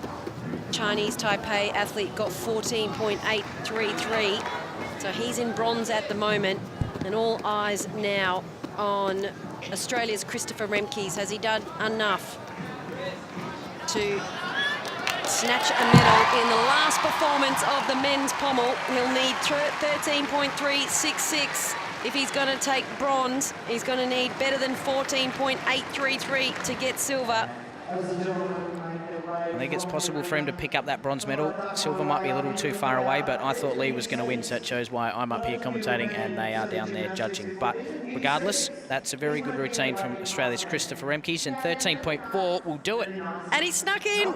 The Australian Bronze Christopher Aussie. Remkes has just picked up bronze in the men's pommel. He has just edged out the Japanese performer in Kohei Kamiyuma, who got 13.366, so that's how close it is between bronze and fourth. And that is your final results for the men's pommel, and the gold going to the Kazakhstan athlete. And what a great performance he had. Second last had to wait, Nariman Kubanov, and he has done a magnificent performance to claim gold. Absolutely, there's a perfect illustration of what I meant. 13.4 for Australia's Christopher Remke's 13.366 for Kohei Kamiyama from Japan. That hop-on landing of 0.1, and he's less than 0.1 behind Australia's Christopher Remke, so that hop-on landing has cost him a bronze medal, and Chris's brilliant performance under pressure has got him into third place. But we are looking at our gold medal winner. The highlights package here on the pommel horse. So the two last competitors, Monet, in the final came away with a gold and a bronze. So how's that for sitting, waiting, watching some outstanding performances, and then the nerves to hold and see this great performance here from Nariman Isnerbov. Yeah, absolutely. It just goes to show these great athletes, and as we can see, his scores come up on the screen. His difficulty of 6.3, very high, putting him up there and getting him across the line for the gold medal. Great routine. Our Australian here, Chris Remkes, coming in the bronze medal. A very great performance. Absolutely, as you can see, the difficulty there, Chris 5.8, the leader, winner and gold medalist in 6.3, and if my memory's good, Lee, the Chinese Taipei athlete, was on 6.0, so often a little bit more of a buffer in the difficulty stakes, gives you a little bit more room to move. But Chris has done a very impressive pommel horse routine. Last up's really difficult on any of the apparatus finals, but particularly the very fickle pommel horse, so give him a lot of confidence going into his pet event when he comes out in the vault final tomorrow. And this is after he had a disappointing floor routine as well, and he got the lowest score for the men's floor final. Then to come out in the men's pommel, the last performance of the night, and Australia's Christopher Remkes in front of his home crowd in Australia at Hisense Arena in Melbourne has picked up bronze. Not to be forgotten, Michael Tone from Australia in 5th position. Really good to see him put together 2 successful routines. He's been competing a lot in the rest of the World Cup circuit over the last 12 months, gained a lot of experience, got through a really clean routine to get into this final, and produced well to come in 5th as well in this final here in the 2018 Melbourne World Cup. So what a final and exciting conclusion to the men's pommel. And just a reminder that the earlier results, we've now just finished our second rotation, our third apparatus for the night, still 2 to come. But earlier this evening in the women's vault final, gold went to Slovakia, and Kiselov Tiskolev picked up the gold there, with Australia's Emily Whitehead picking up silver.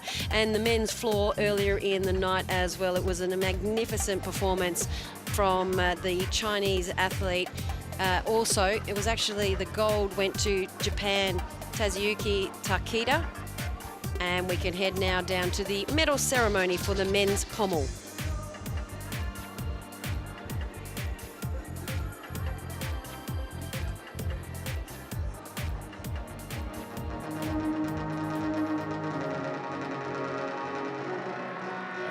Ladies and gentlemen, this is the medal ceremony for pommel.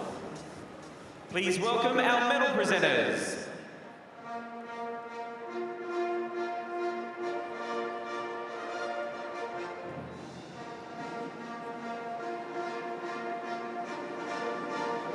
And presenting our medals this evening, we have Gareth Brettle, FIG Judge and Pommel Supervisor.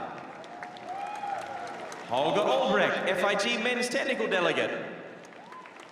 And Rowan Kennedy, Men's Technical Director for Australia. And the winner of the bronze medal, representing Australia, Christopher Remkes.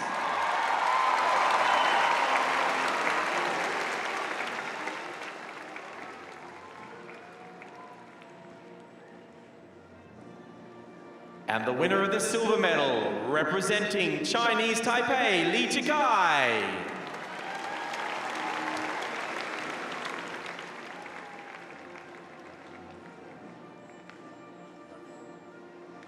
And the winner of the gold medal and the 2018 Melbourne World Cup champion on pommel horse, representing Kazakhstan, Nariman Kurbanov.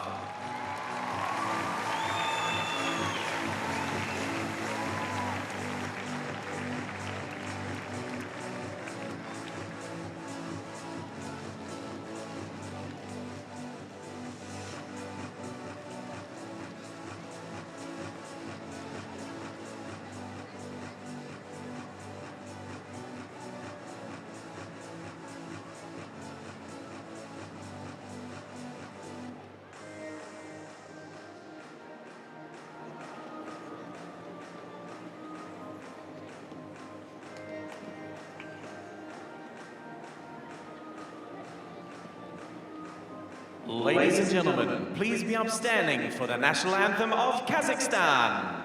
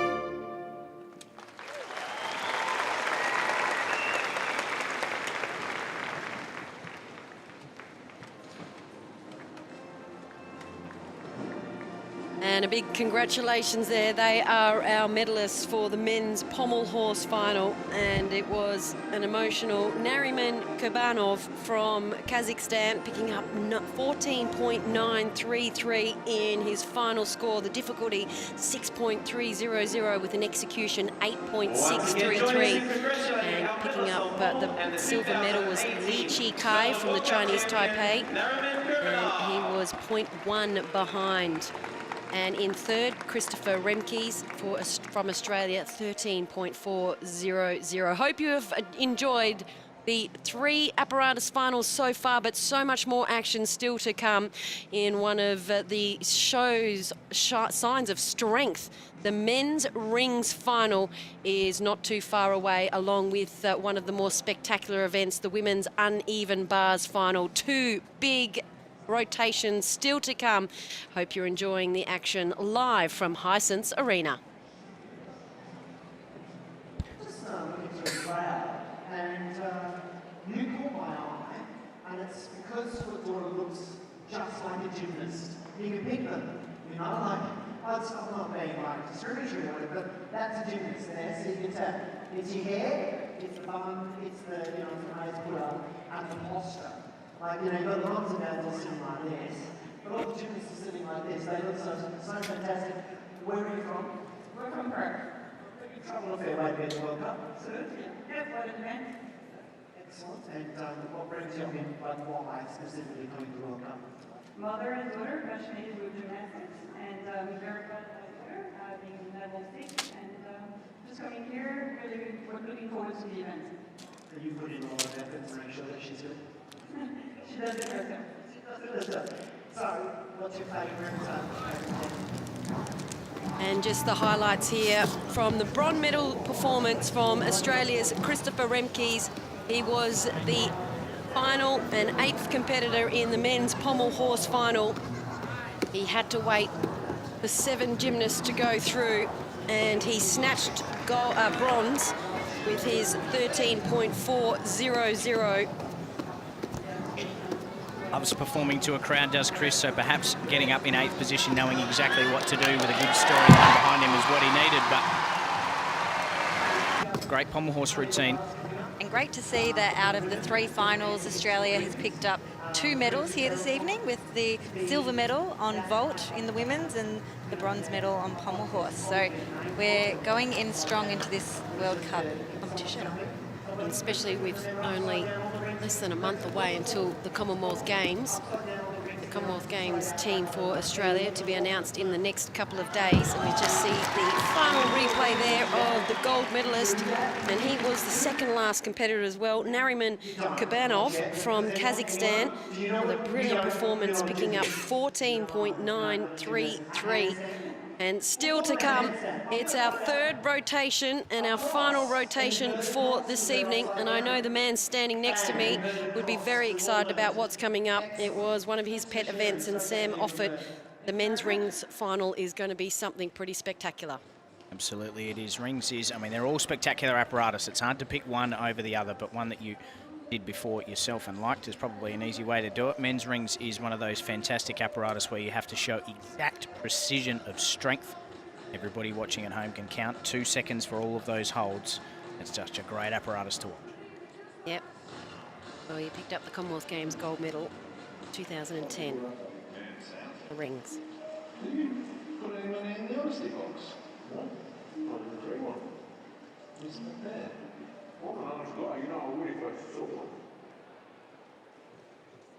So the Hisense Arena crowd just getting ready for the 3rd and final rotation here at Hisense Arena. And here it is, the 3rd and final rotation. And in our next final, we have athletes competing on rings and uneven bars. And now please welcome the gymnasts to the arena. Please welcome our ring finalists.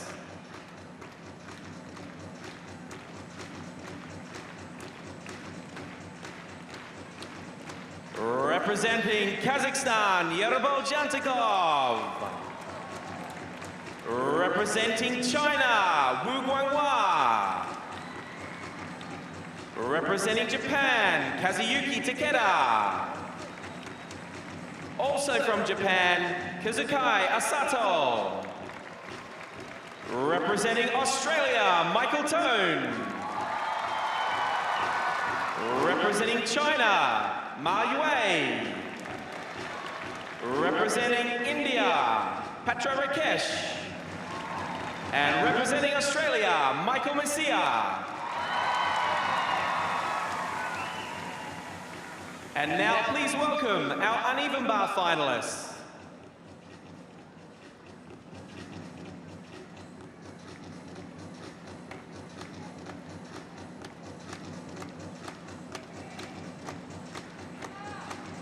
Representing Singapore, Nadine Joy Nathan.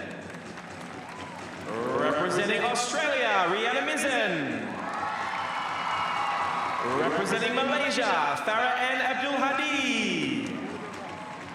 Representing China, Chen Yile. Representing New Zealand, Maya Fishwick. Representing Singapore, Zhang Xian.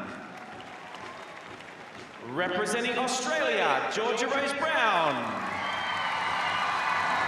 And representing China, Du Siyu.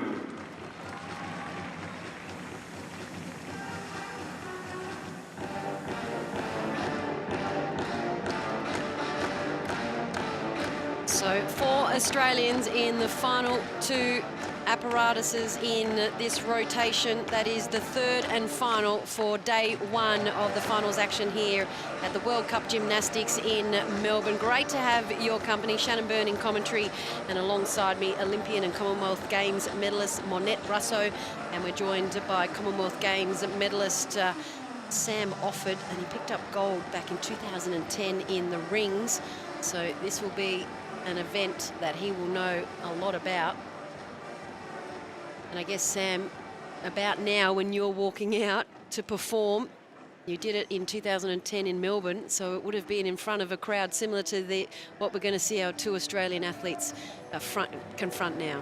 Absolutely, yeah. The crowd plays a big part and a big factor. You want to try and soak in the positive energy that they give you, as well as just really knuckle down and focus exactly on what you need to do. So you've tried to prepare that over the training time beforehand, so just business time now.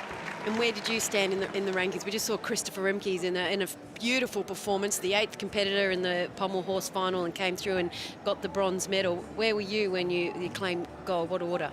That's a really good question, and I'd love to be able to answer it. I think I was about 5th or 6th. Didn't really mind. I actually used to only look at who was just before me, so I knew I just had to follow them, wherever that was. What about you, Monette? Did you have a preference of where you would like to be? Like to be somewhere in the middle so you can see a few people go before you and then go and complete your routine knowing there's only a couple after you. In the end, all you wanted was to finish at the top at the end. Shannon, and we've got our first competitor on the men's rings now. Now those playing at home, the judging stakes, you want to see all of these strength holds held for 2 seconds, and if they're not, that's 0.3 deduction from the judges, and they also need to be dead flat and dead level with the ground. If they're the ones that are held in a horizontal position along the same kind of plane as the rings, or if it's the cross or crucifix position, people like to call it, it's got to be dead flat between your hands all the way through to your shoulders.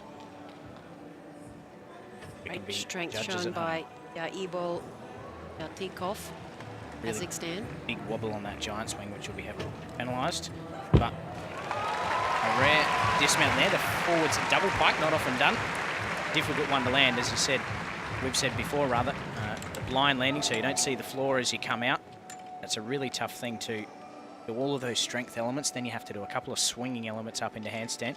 Still have the strength and the power to be able to pull around a different dismount. So not huge levels of difficulty in that routine, the first one up, and a few execution errors. So we'll see that one somewhere between 4th and 8th, perhaps, once all of our competitors are through.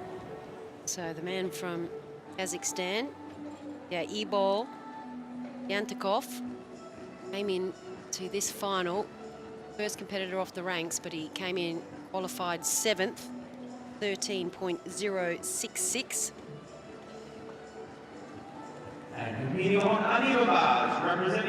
Just waiting for his score to come up, and as he does that, we are introduced now to Wu Guanhua from China, just adjusting his wrist straps there. We're all also waiting. Over to the women's uneven bars, so our Singapore gymnast Nadine Joy Nathan coming into her routine here and looking for flight elements, which she just performed here. So you're going to see lots of flight elements on this apparatus between both the high bar and the low bar, and also just performed on the high bar, winding up to her dismount now. So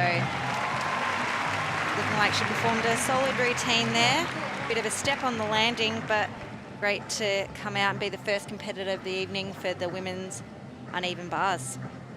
So we saw her compete as well in the women's vault final, just competing now and walking off, 2 water bottles in hand. Nadine Joy Nathan from Singapore came in the 8th position, 11.500 in her qualification for the women's uneven bars. She is the first competitor in this women's uneven bars final. We can see her replay, so performing a giant blind full into her dismount, winding up. A few deductions there, but a clean routine nonetheless. We head back to the rings. We'll see the second competitor now for the men's rings final. And representing China, Wu Guanhua, he finished in first place, picked up the gold in the rings as well last year in this World Cup leg. Currently tied 4th in the World Cup series. This man has muscles on top of other muscles that he has. See some of the strength work here. They got that Nazarian through to planche. You see that perfectly horizontal position. He'll do another one here.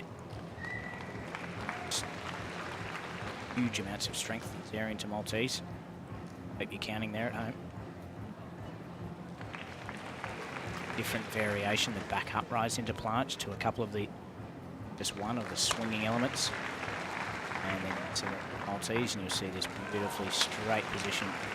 Just lifting the chin there to show the crowd and the judges that this is an easy thing to do Saturday evenings.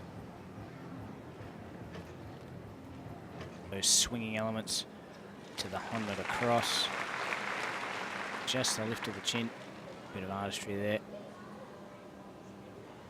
Just completed most of his strength work. He'll just swing his way to handstand. Be perfectly still, just a little wobble there. Only minor, but execution nonetheless. A very nice double layout with a full turn. So a little wry smile there. I think he's thinking could have done that one a little bit better. All of those deductions that I mentioned are only quite small. We will probably see some not as well executed as that. This man is very, very impressive on this apparatus. But a perfectionist was probably not happy with the little hop on landing. You see a really nice close-up replay of some of this strength work. Well, let's see if he can go back-to-back in the men's rings, picking up gold back in 2017 here, 12 months ago. Wu Guanhua from China qualified first, 14.933. Great show. Oh, the strength that he's shown there. Just to be able to arrest that swinging momentum and stay perfectly still as soon as you hit those strength elements is really, really tough. So the height that the athlete is hanging, 2.75 Next on rings. the bars. Distance between the rings is 50 centimetres as a big cheer goes around Hisense Arena. Another Australian competitor. And it is Rihanna Mizzen in front of a big crowd here, including our own tennis superstar, former great Leighton Hewitt, as we've just seen. Just seen her come off the bars there, and quite unusual for Rhiannon because this is her pet event, the uneven bars, and she has some big skills in this routine. So she's just come off there in her Tkachev, coming away too far from the bar, not being able to catch, but will continue with the rest of her routine and hopefully make up for that slight fall. So the height there that she wasn't able to grasp, 2.5 metres as well. And again, just doing an extra kip caster handstand, then we'll get deductions for that. So winding up for the dismount here.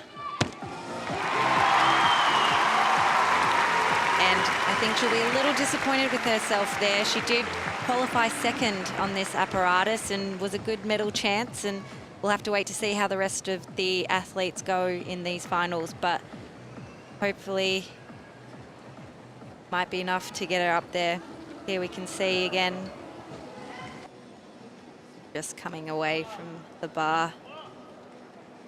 You don't get that one out early enough, and it's pretty hard to you got to throw that momentum straight up so that you can catch the bar, and Rihanna Mizzen that one on that occasion.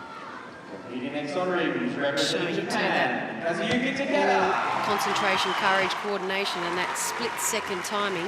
Interesting, great to see other Australian royalty here, probably looking at the arena going, what's going on here? And he would know Melbourne Park very well, Leighton Hewitt. Absolutely, great Former to see. Australian tennis champion, just next door. Great to see him supporting out fantastic sport of gymnastics. Back to men's rings. And the man that has had a very busy program, Kazuyuki Takeda. He won gold in the men's floor and is now out on the men's ring. Again, showing that supreme strength for back up rise to Maltese. That first skill there, saw his shoulders a little higher than his feet. We're comparing it to perfect. Beautifully controlling that swing up into handstand. Double pike and double tuck into the on-leg across. And then the airing to cross, beautifully done.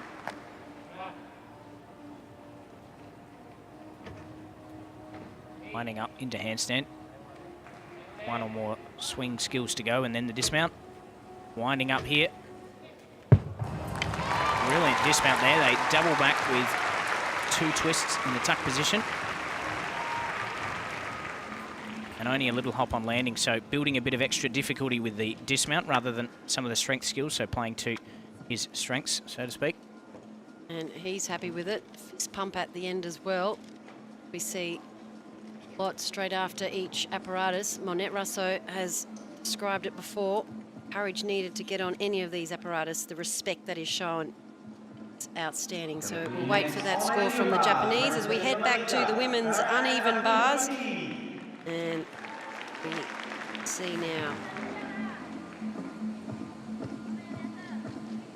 competitor from Malaysia, Farah Ann Abdul Hadi, came into this in 6th position. And can see that she is leading quite a nice clean routine here, showing all the elements, coming up to her dismount.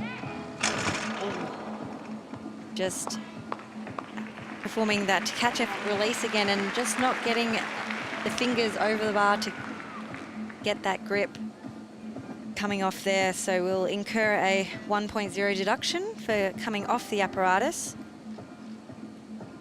As we mentioned earlier in the competition, on the uneven bars as well, you have 30 seconds to get yourself prepared and ready back up onto the apparatus. So she'll be finishing off her routine here, showing different grips on the bars. Double layout dismount, bit of a low landing there as well, so still a big smile on her face. She came in, performed and made finals. That's the goal, is to get to finals when you come to these World Cup competitions. Exactly what she's done, and unfortunately had a fall there. Here we can see. And so Farah Ann Abdul Hadi from Malaysia, 3rd competitor in the women's uneven bars, and before that, Thor Mizzen from Australia. She was coming into this 1st overall in the rankings of the women's uneven bars in the World Cup series. And this is her 4th Cup event.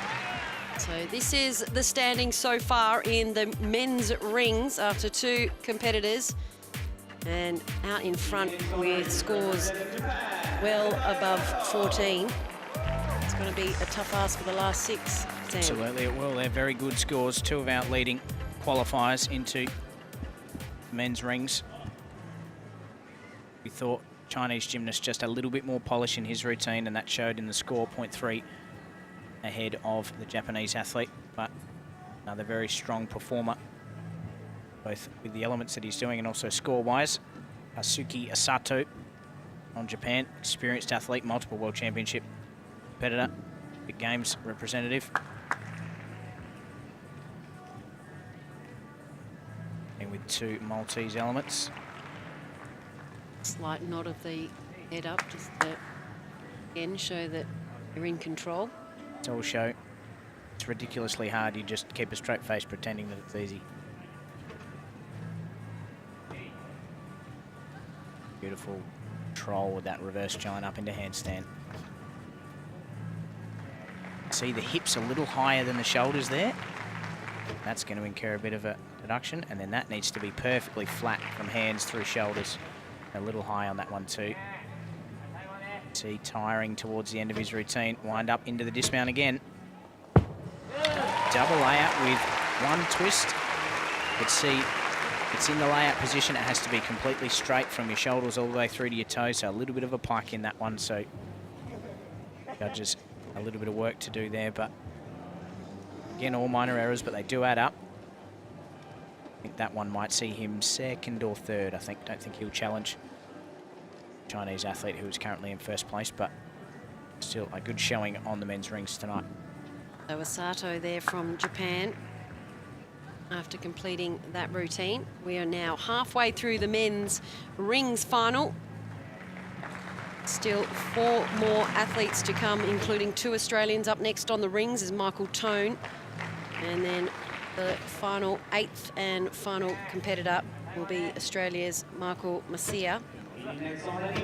So 4 more to come in the men's final in the rings as we head back to the women's uneven bars. And from China, Shen Yile, 14.233 was her qualifying score. Qualifying in 1st place, and just coming off there. So it seems to be a bit of a pattern here at the moment on the uneven bars, and sometimes, like we said earlier, that if the first person falls on the apparatus, it can set a bit of a momentum. So it's about getting up there and trying to overcome that. The Chinese are always really strong on this apparatus, so hopefully she can pick up and continue on with a nice solid routine. Again, showing her 2 flight elements connected. So lots of connections in this routine will get her difficulty score up.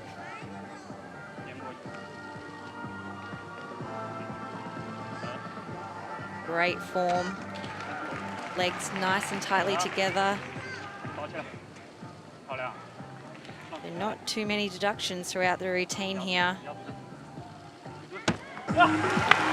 Solid dismount to end the routine. So overall, was a really nice routine from the Chinese gymnast, just having that fall there at the start of the routine. Really hard thing when you fall right at the start, isn't it, Minette? Because you've got to actually start the entire routine again. So you've kind of got this added pressure, and we see there she's just not quite getting her hands around bar there and falling to the ground. One interesting thing to note, I think, from that one is that the coaches are allowed to stand underneath the equipment as a safety precaution and be there in case the athletes fall. They're not allowed to touch them at all. They're not allowed to coach them. I think I could hear a little bit of conversation coming from the Chinese coach there. So if I heard that, I'm sure the judges would have. Potential deductions there.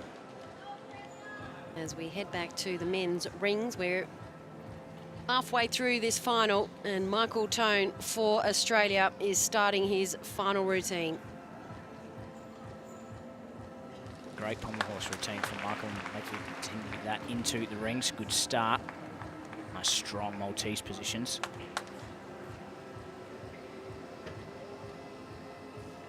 Straight into the on with a cross. Daring to have a half smile. A couple more of those swinging elements, and up into the back up rise to straddle planche. A little drop of the hips and toes at the end of that one. Good clean work. Gymnast also getting deduction if the rings swing forwards and backwards too much, so he's kept that nice and fairly steady. Nice giant swing, just the dismount to come. Relatively simple compared to a couple of the athletes before. Double tuck with full turn. He should be happy with that. So far, Michael, he's had great pommel horse and rings qualifications to get himself into the finals, and then good routines under pressure in a finals scenario. So fantastic work from him. Hopefully he can push himself up into the top half of scorers on men's rings tonight.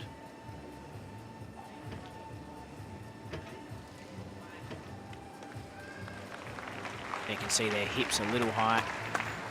It has to be dead level from his shoulders through to his hips and toes, even though the legs are straddled. And just you would be the person to be able to describe, you're doing continuous movements and somersaults and then to stop dead still. Really, really hard. You've got a lot of training to do, and that just requires a lot of strength, and it's just picking the timing of the rings and putting emphasis on those swinging elements, being able to then control and use your strength to hold into that solid position at the end. And we're also in the halfway mark of the women's uneven bars in the 5th competitor, Maya Fishwick from New Zealand. New Zealand gymnast showing her flight elements here in between the bars. Judges really want to see that every element finishes right in handstand. So here when she kicks up to handstand, making sure all the turns, everything finishes right on top of the bar. Legs coming apart slightly, and just a simple dismount there at the end for Maya from New Zealand. But overall a clean, simple routine from the New Zealand gymnast. High 10 from the coach. Normally a couple of high fives, but he was impressed with what she put out. When you say a simple dismount, at any time during a routine, on it, do you adjust what you're actually going to do towards the end, depending on your momentum? Yeah, absolutely. If the timing's not right, you may have not got the skill before the dismount, may have not been correct, and so then didn't set her up properly for the dismount, which I think has happened here for her. So just finishing off with just the simple. Representing China, Ma That's Yue. good to see, improving New Zealand and Australian relations. Commonwealth Games coming up in just over a month's time. So again, showing that great camaraderie between all of our athletes. Back to the men's rings, Ma Yue from China. And I think one of our leading competitors leading into this men's rings final. Just behind his countryman in qualifying. Gymnasts are allowed to use their coach to get as much grip as they can on the rings, and once they let them go, the routine has begun. Start Ma Yue there, Darian to Maltese. Hope you're all counting at home. Every one of these has to be 2 seconds. 1 and 2. It's impressive. And 1 and 2. May have been a little quick on that one there, Sam. Perhaps. Judges will know. Just a little drop of the toes there.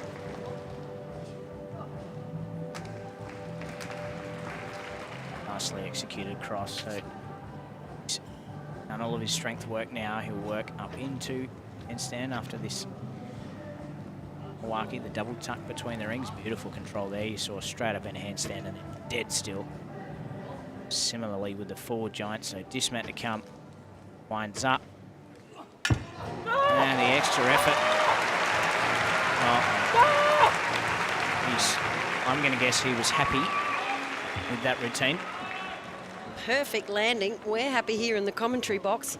A lot of that would be happiness, but also relief that he got through the routine. Absolutely. The sticking landing at the end leaves an impression with the judges. And Michael Tone, we can see his score there, 13.366, putting him in 4th position currently, with the score from Ma Yue yet to come. So we head back to the uneven bars. 2 finals, the rings and the uneven bars going on at the same time. And at the moment, it is Zheng Tiyang from Singapore. We can see the coach was standing there for her couple of the skills in her routine.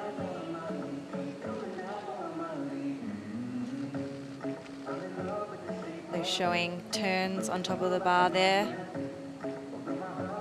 Getting ready for the dismount. Nice landing there, just a tiny hop. So quite a short routine there.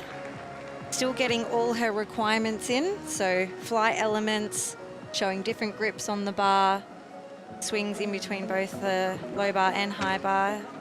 We see the replay of a Jaeger into a shoot over. So a few small deductions throughout the routine, but still performed well from the Singapore gymnast. And hitting the routine in finals. So Zheng Tingyang from Singapore. Her coach is happy. Looking happy and giving her a few little key points there from the routine to work on back home. So 2 more athletes to come in the women's uneven bars, and 2 more to come in the men's ring final as well, including this man on your screen from India, Rakesh Patra. And after Rakesh will be Australia's Michael Masia. Strong showing in qualification from Rakesh. And some additional flair, the fingers extended in that cross. Again, nice clean start. Gymnast only allowed to do 2 of the same position, so he's done his 2 cross elements. Won't be able to repeat those. Swinging work.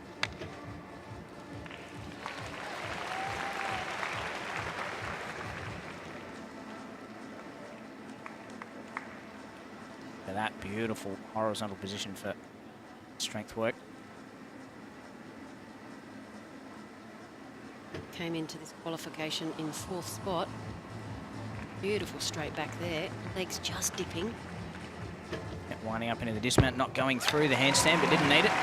Double back with full turn, so some good difficulty with the strength work. A little low for the dismount, but should be happy with that one as we see a replay of some of his work now. See that nice flat line, and then he extends the fingers to show the judges that he doesn't have what we call an overgrip, so where they bend the wrists, because that's technically considered easier.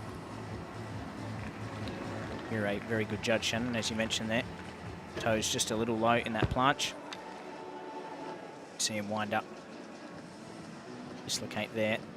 Double back somersault with a full turn. Probably a 0.3 deduction on the landing. Good routine from the Indian. And now we head back to the uneven bars. Huge applause here in the Hisense Arena. Georgia Rose Brown from Australia came in 4th in qualification. Let's see what she's got here. This is her pet event, so she is a great performer on this apparatus. You can see those long lines just exude on this apparatus. And showing a great routine so far here.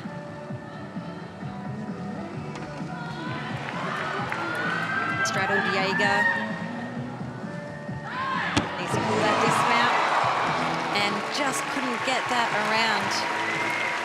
So beautiful routine throughout, and then right before a dismount there, we saw that she lost momentum and fought to get that blind change forward swing happening and really had to work hard for that dismount.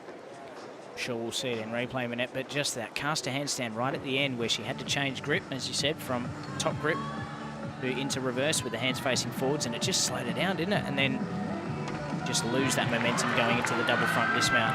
Wasn't able to catch it. There it was. Just that hesitation.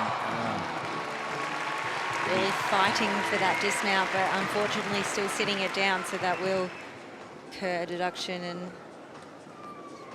not sure where she'll end up in the medal tally. Like you said, it showed a really good example of just her momentum being stopped and then trying to get that momentum quickly. So we head back now and listen to this cheer. Hisense Arena are going to be hopefully captivated by this final men's performance. It's Australia's Michael Masia.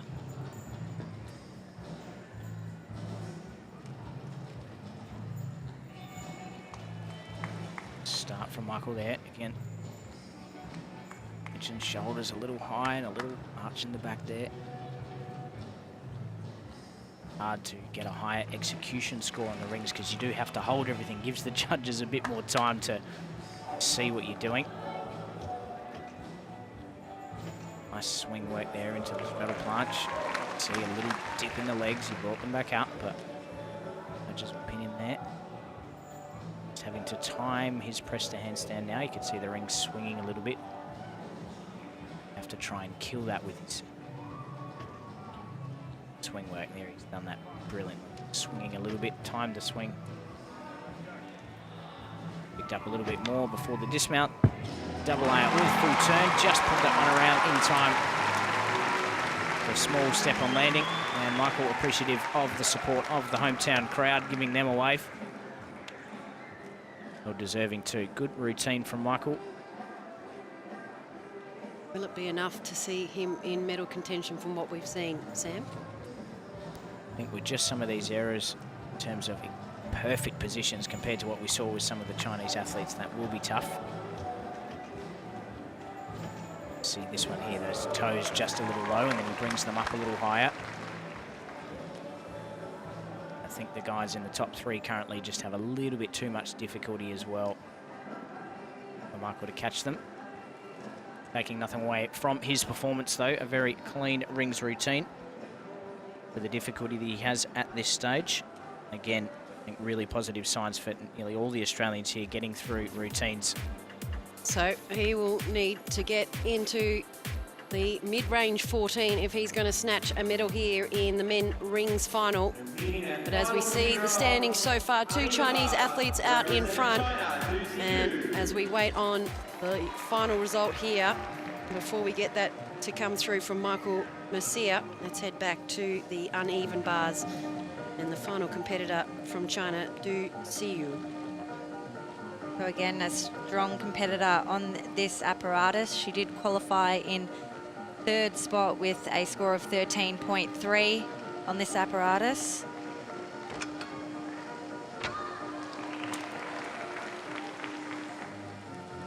And you notice that she's not wearing the type of grips or guards that the other gymnasts were wearing. So it is a preference on this apparatus as to whether you wear guards on your hands to help protect them. But a very solid routine from the Chinese gymnasts, and high 10s all around. I think that definitely is putting her up into medal contention there with that routine.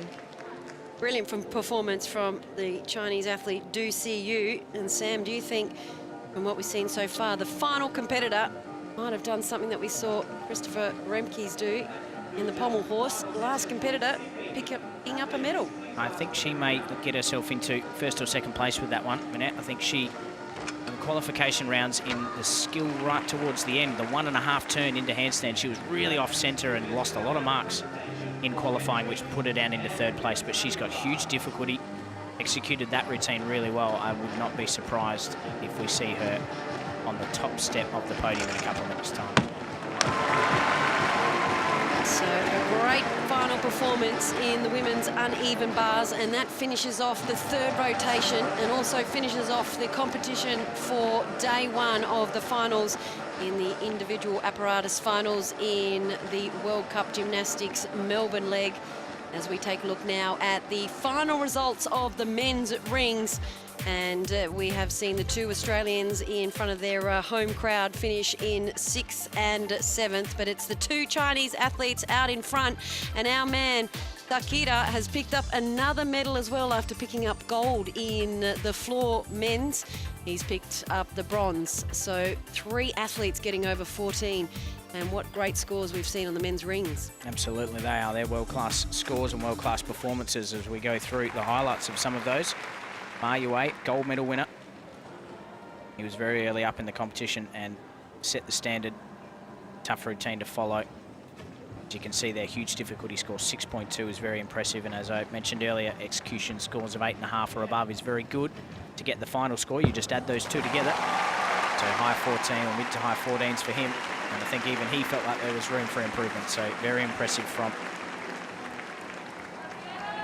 Chinese gymnast there. And then his countryman also showing us how rings is done. Ma Yue, so a little bit lower in difficulty and also in execution. So just seeing him into the silver medal position, but a very, very impressive showing. You can see just the strength and control on the rings.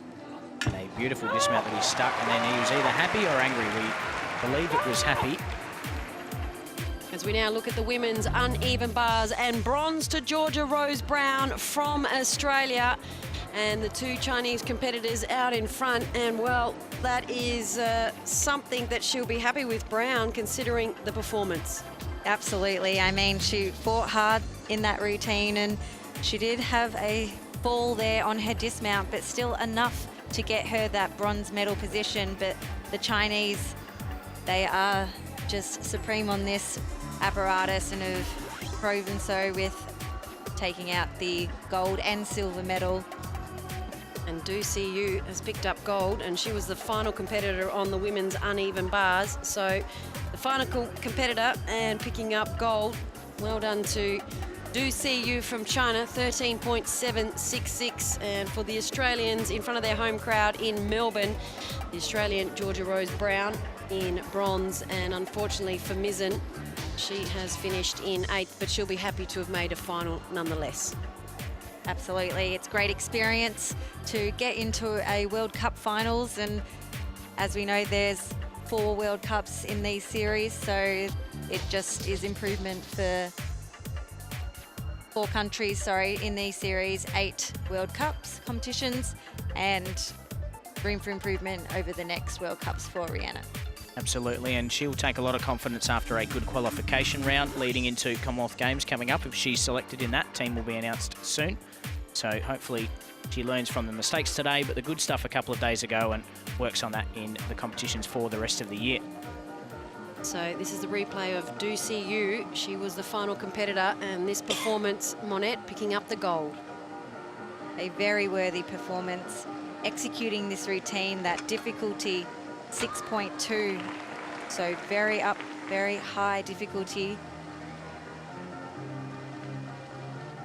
Executing all her turns, finishing close to handstand, that 1.5 turn there. Very difficult element.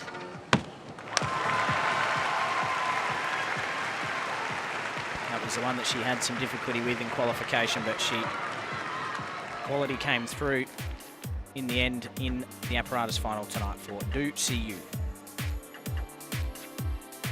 So while we have the results here, I can just confirm that there is a protest in from New Zealand to check the scoring again. So we will wait before this has actually been finalised. So Georgia Rose Brown and Maya Fishwick in 3rd and 4th at the moment. So this is not a confirmed result for the women's uneven bars. 2 Chinese athletes. So as we mentioned, there is a protest there. So the coaches of the New Zealand gymnasts would go in to try and see if they could get the bronze medal, which is Georgia Rose Brown on the screen. Interesting to note, so when we talk about that there's a protest in the score, you can't protest against any opposition score. You can only protest about your own, and it can only be on the difficulty score. So if you want to query with the judges that you think there were certain things that were given the incorrect value, or you weren't given a value for a particular skill, then you can contest that, but you can't contest anything else. So they were obviously thinking something in Maya Fishwick's routine wasn't paid or wasn't paid correctly. They will be able to go through that process. So important to note, you can't protest any other athlete's score. So for Maya Fishwick, I suppose for her, they're looking to see if they can gain at least 0.2 and get her into the medal position. So the judges will go through the correct process and look at her score and her score only. See what comes of that, with Georgia Rose Brown currently in 3rd position behind the 2 very well-performed Chinese athletes tonight. So Do See You 13.766 and Chen Yule 13.133, as at the same time the women's uneven bars was being performed.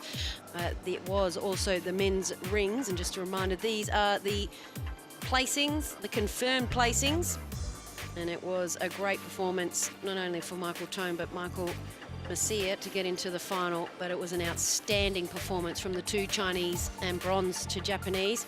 And the result coming through, this is the confirmed result. So Georgia Rose Brown from Australia does keep the bronze, and that is the official standings for the 2018 World Cup Melbourne leg.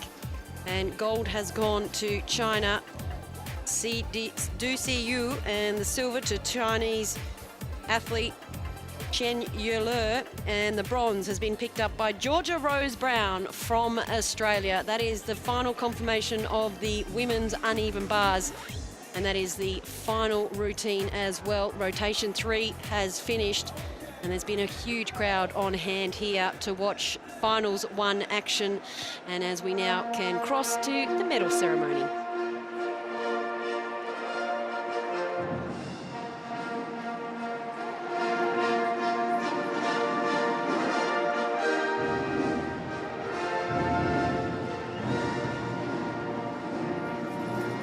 Ladies and gentlemen, this is a medal ceremony for rings.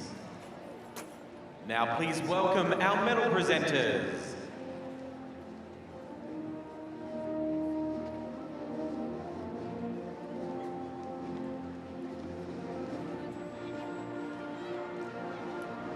Presenting our medals this evening, we have Gareth Bredel, FIG judge and ring supervisor. Holger Albrecht, FIG men's technical delegate. And our event ambassador, Ali Raceman.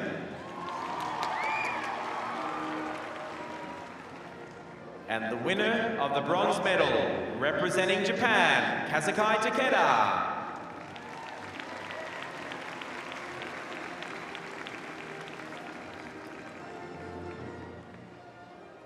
And the winner of the silver medal, representing China, Wu Guanghua.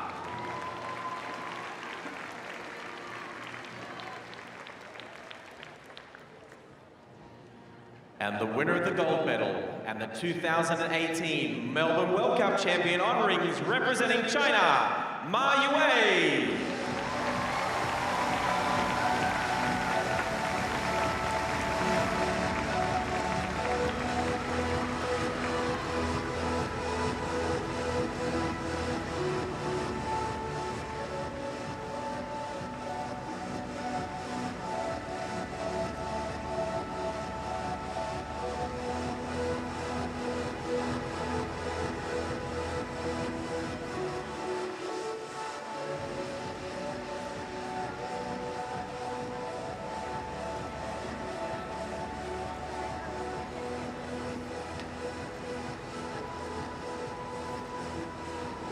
Ladies and gentlemen, please be upstanding for the national anthem of China.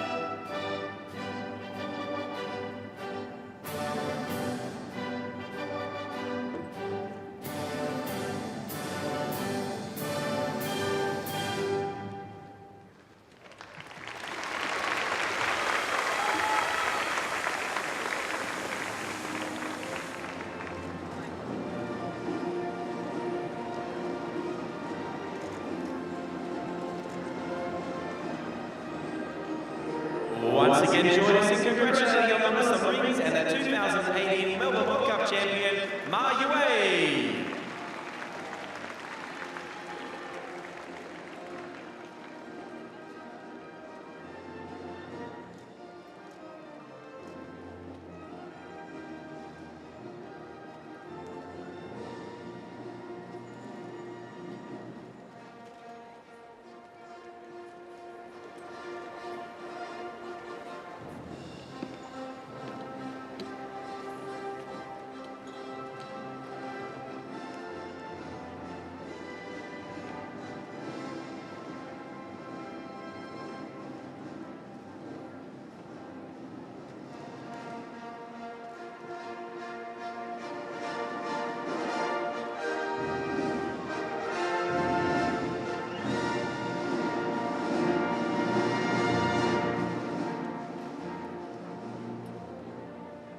Ladies and gentlemen, this is the medal ceremony for uneven bars.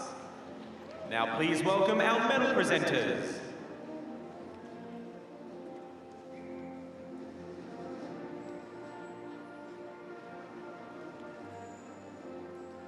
Presenting our medals this evening, we have Michelle McMurdo, FIG judge and uneven bar supervisor.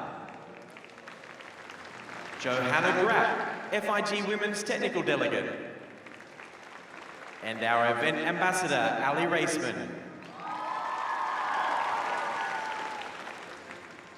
And the winner of the bronze medal, representing Australia, Georgia Rose Brown.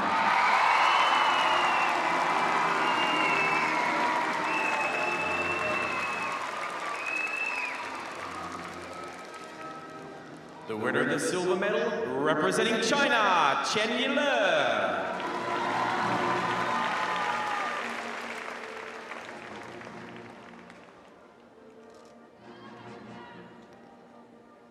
And the winner of the gold medal and the 2018 Melbourne World Cup champion on even bars, representing China, Du Siyu.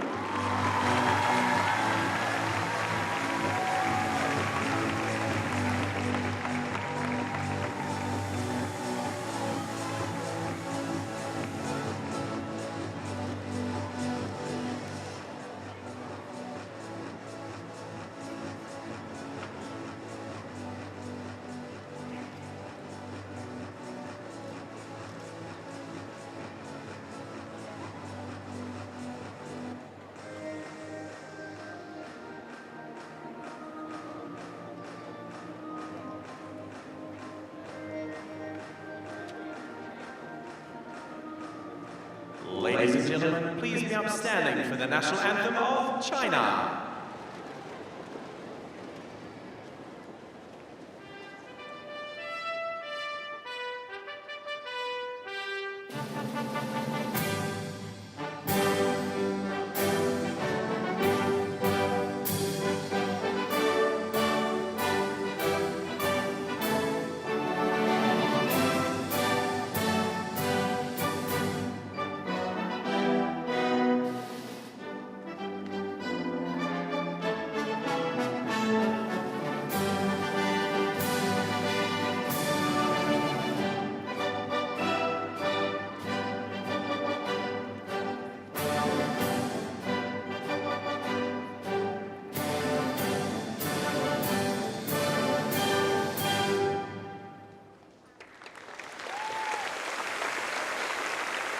And that medal ceremony from the women's uneven bars concludes tonight's finals of day one. We hope you've enjoyed the individual apparatus finals part one. Still a lot more action to come tomorrow. My thanks to co-commentators Monette Russo and also Sam Offord. We hope you have enjoyed tonight as much as we have. 5 big finals already, but in tomorrow's action starting 3 p.m. local time, we hope you can join us for the men's vault, the men's parallel bars, the men's high bar, and then also 2 big finals in the women's apparatus of women's beam and women's floor. Our thanks for your company from Hisense Arena in Melbourne. What a great part one finals action, World Cup Melbourne. We hope you can join us tomorrow.